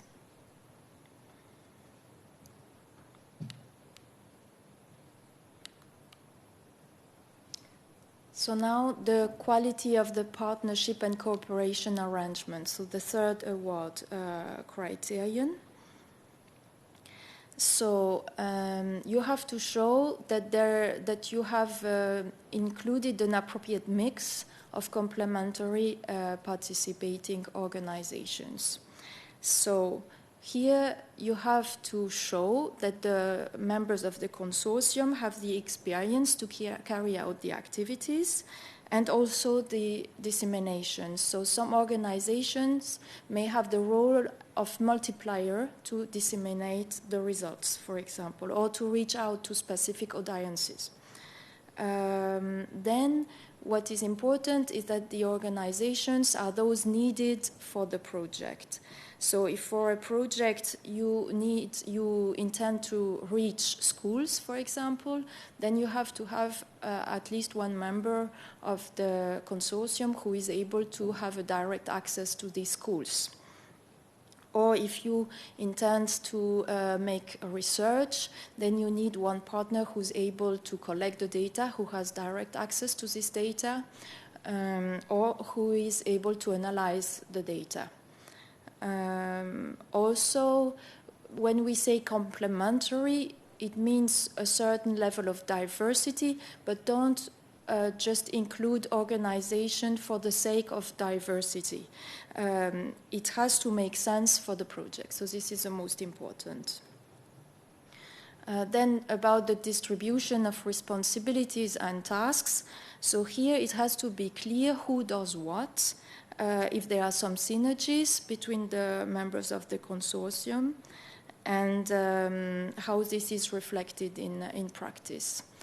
Then for the cooperation partnerships and the events, you may include partners of countries which are not associated to the program, which we used to call in the past the Erasmus Plus partner countries. They have to come in addition to the minimum number of organizations from EU member states and third countries associated to the program, so what we called in the past Erasmus Plus program countries. So these countries, these partners from third countries not associated to the program may come in addition, but here you have to show the added value that they bring to the project so that we may include them in the project. For the events, it's only for the European-wide events, not for the local events. Also here, don't count that the experts will know the organizations or will check on the internet. So you have to include all the information in Part B. Don't put links or things like that. Everything has to be in Part B. So just one comment that you may receive. And then the last award criterion, so the impact. So here you have to show that you have well planned what will be the outcomes of the project and how they will be disseminated. So this is the main element here. So it happens sometimes that the impact is not well elaborated, not linked to the objectives, or it happens that there are no proper measures planned to evaluate this impact. So here what we mean are indicators and methods to evaluate the impact of the outcomes based on qualitative and quantitative indicators. So this is the usual practice. Then about the dissemination, it's important that it's made from the start of the project, not only at the very end, that it's tailored to the target groups, and also that it's not only for the short term using social media, but also for the longer term. And also what is important in this respect for the cooperation partnerships, the events and capacity building, so not for the small-scale partnerships, that you pay attention to the sustainability, which is often forgotten, but is important for really an impact beyond the time where you receive the EU funding. So how the results will continue to have an impact after the project. So not only through the website, but how you will give a free access to everyone to the outcomes, to the outputs of the projects, how you may think of future sources of funding, networking. So there are several ways to ensure sustainability. So this is an example that of a strength that the communication activities are planned throughout the entire project life cycle. And then to conclude our presentation, I will just give you some tips in brief. So these are things that you need to have in mind even before starting completing your application. This is really important to have in mind already now. So you must have a really concrete idea of the project that you want to do, of course. That you take time to understand how the application is structured. So look at the application form, in particular the Part B. Be sure that your project, your proposal fits within the objectives of the call for proposals that you have chosen. Ensure that the involvement of the partners have been fully discussed and agreed. So their involvement in the different workup packages, the way of working, the budget. Take time and anticipate that you will need time to draft and then review and then redraft. So this all takes time. You need also staff for this to work on the application. And also, if you can, test your draft application on someone outside the partnership to check if it's easily understandable for someone who doesn't know your project. And then, based on the experience that we have had with projects which were funded in the past, also some suggestions to prepare with your partners, because this is really a critical aspect of the projects. So we recommend not to involve too many partners, because really this requires a very heavy management and you really need to be experienced for that. That you know well your partners, especially their profile, what are their main competencies and expertise.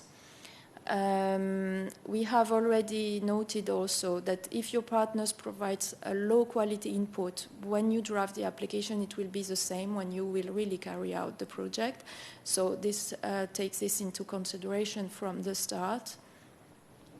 Also inform your partners about the administrative requirements, especially the PIC registration, which will be needed if your project is selected when you will sign the contract, the grant agreement. Make sure that your partners are ready to implement the project. Clarify all the practical aspects, the logistic aspects in advance, especially the meetings. And make sure you have the proper team to implement the project. So, yes, these are the main elements that we can talk about for the moment, and the tips that we can give. So we are happy if you have any further questions for us. Thank you. Thank you very much, Miriam. Thank you very much, Janette. So now I think we have some questions before going to the conclusion. So we wait to see on the screen some question for you. We are almost at the end of these 2 long days, so we'll try to finalize with some questions. Sorry, it takes a bit time also to. There are different platforms that we are using, so now we can see from here. We cannot see in front of us, so I don't know if you can read. Okay, I have questions concerning the eligible consortium for the capacity building in the field of sport. Minimum 2 different EU member states and third countries associated to the program represented. Are Serbia and North Macedonia included here? I think you can. Yes, I will reply to this question. Yes, indeed, Serbia and North Macedonia, they are included in the third countries associated to the program. So, yes.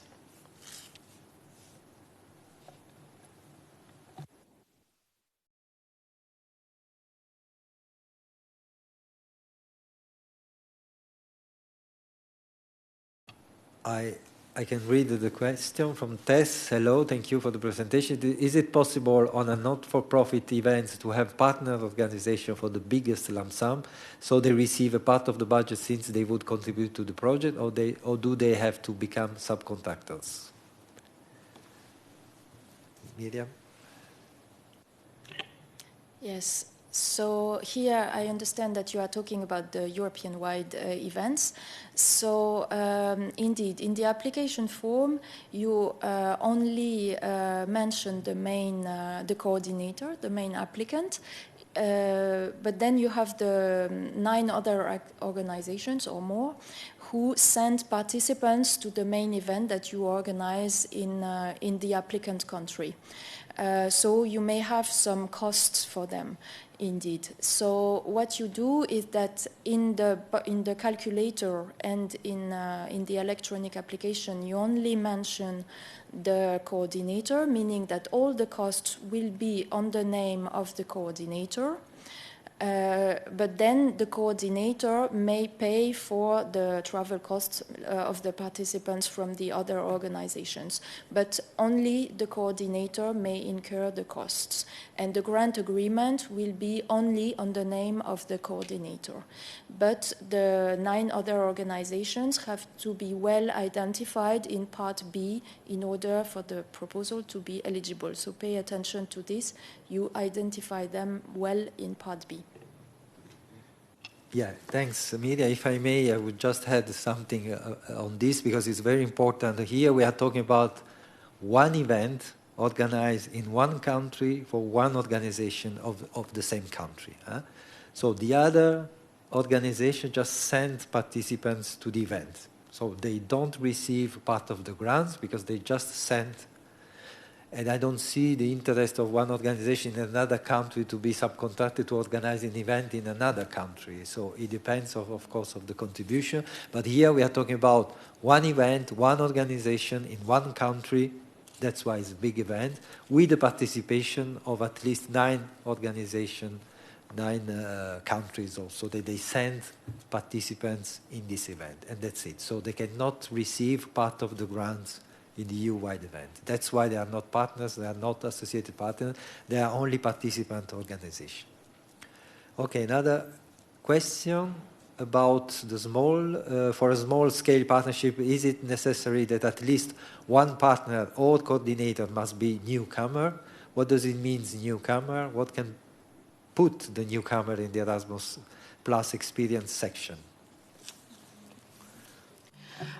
Well, it's not mandatory that there must be absolutely a newcomer in the small-scale partnership project, but it can be a plus. So what is a newcomer? A newcomer is somebody who never participated in the sport actions. So if it's a new organization which will discover through the project what it is, the sport actions. While regarding the last question, what can put the newcomer in the Erasmus Plus experience section? Do you understand, Luciano? I have a bit difficulties to understand this question. Sorry. I can add this. First of all, newcomers, it doesn't mean that it's an organization that it doesn't exist, that they have a lot of experience in sport and other things. Newcomers, it means that I never participated in a program in the Erasmus Plus, in Erasmus Plus Sport. So that's why. The objectives of the small is to attract new organizations that have their experience, their work, but they never participate in the program because they were afraid, because it's too complicated, so they have their own experience that they can show in the application. They can contribute in a partnership, but just they never participate. So the objective of the small is to try to attract this kind of organization. It's not compulsory, but of course is evaluated positively the fact that they have new organizations that never participate. But they have their own experience, not related to the program, but in their daily work. They had a sport club, I don't know, a tennis club or whatever, and they have their experience, a role in the field in which they are participating in the projects. Okay, do we have another questions, I think? How to become an expert for evaluation. What are the criteria? Well, we can just say we have a call in the participant portal. There is a section for the expert, so everyone can register. You have to fill in different part of the information, your CV, your experience as evaluator, but not only as evaluator, also for other projects, management in the field. And then, of course, we have a look to all the CVs, all the registered experts that we have in our database, and we will choose and select according to the different expertise that we need. Of course, we have some rules that we need to rotate the expert every year, so we cannot use always the same expert. We have some new expert, some experienced expert, and it depends also of the different topics that they are expert on. So anyone can participate. It could be also good experience from you to be at a certain moment in the other side. Another question, what with the UK? Any chances to involve sports clubs from UK? I can just say that, of course, UK is not a program associated, is not a country associated to the program, so it must be considered as a third country is not associated to the program. So it responds to the rules that we explained in these 2 days for these countries. For example, for the small, they can participate. For the other action, they can participate, but they can be only in addition to the minimum requirement for the eligibility. So if the minimum is 3 for a cooperation partnership, you can have 3 organizations associated all member states, and then in addition, you can have a UK organization, but in this case, the expert, they will evaluate the added value of the participation of the UK organization, and if this is not demonstrated, they will be cut from the project, and the project can be selected, but without the participation of this UK organization. I think this was the last questions, so thank you. Thank you also to the colleagues for sending. As I said, for the other questions, we will try to reply, if possible, by email or via the app. We are now almost at the end. We have really 5 minutes. I want to the idea is to have some interaction with you. We prepared some questions in the Connex Me Hub, so if you have this, we will try to be faster on this. If we can show also the question in the app Connex Me. First of all, the idea is to know if you are going to apply for the Erasmus Plus Sport this year. This is a very interesting question for us, because we want to know if we are ready to have a lot of work in the next months. So I can see that there is a lot of people that are going to apply. Good, very good. There are still some answer, I see. I think that we can launch also the second questions. If I remember well, it's more related to the new action. So are you interested in applying for the capacity building also, which is in the field of sport, which is a completely new action? Of course, I saw some comments that the budget available for this action is low compared to the other action and entire budget that we have available. We really hope that in the future we can increase this part of the budget, because we strongly believe on this international dimension of the sport action. So we have almost 50%. Then we will check how many people reply to the different questions. Then if we have another question for you. How satisfied are you with information received during these 2 days? Very satisfied, satisfied, neither satisfied nor dissatisfied, or very dissatisfied. I take also the opportunity while you are replying to this question to remind you that you will receive, if not today, at least tomorrow, maximum tomorrow, you will receive a survey also. So please reply to the question. It will take 5 minutes. It's important that you can reply, because it will help us also to improve. I can see that we have a large percentage of people satisfied. We have one person which is not satisfied. So we will see to increase, to improve. Also the kind of information that we provide during these events. Very good. Thank you. Thank you very much. And then I think we can launch the last one. So if you can use one word, what did you learn at the end of the info day? So we will see, I hope, appear a sort of words. No, this is again the questions before. So we are waiting for the different word. So we are waiting for this, but I take also the opportunity, given that we are finalizing the time, to see cooperation, capacity, information. I have also some fun. This is nice. Capacity building and cooperation. Yeah, networking, as you know, unfortunately, we are not able to be physically present this year, but I see that in the hub and the Connect Me, we had a lot of exchange, so this is important, and I think you can also continue to use. I'm addressing also to my colleagues, but I think the Connect Me hub will be still open for you up to the deadline for submission of the application. So continue to use to contact the different partners and organizations. So there are someone who learned mistakes. So I hope that this mistake will help you in presenting a good application for next year. The budget, very good. But I think cooperation is really the main word, and this was also one of the main objectives that we had in organizing this event. So we will leave probably the work cloud to increase and to change, but I take the opportunities really at the end to make some thanks to the different people behind also the scene. First of all, I would like to thank the interpreters, as usual. It's an excellent work they do, and they allow you to follow in different languages our presentation. I would like also to thank the technical support that we have for the service here of the Commission to using this fantastic building and conference room.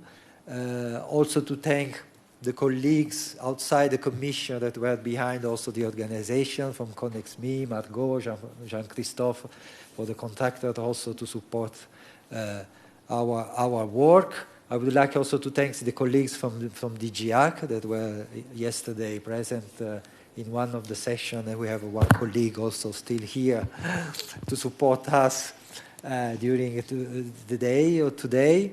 And I would like also to thank all the colleagues that make a presentation yesterday and today from the sport sector, but not only the colleagues present today, because there are also a very good team behind. They are already working for you with replying to all your questions, your email, working for all the other actions, because we don't have only the Erasmus Plus program. In our sector, we have pilot project, preparatory action, prizes, so a lot of work to do. So thanks a lot to all these colleagues.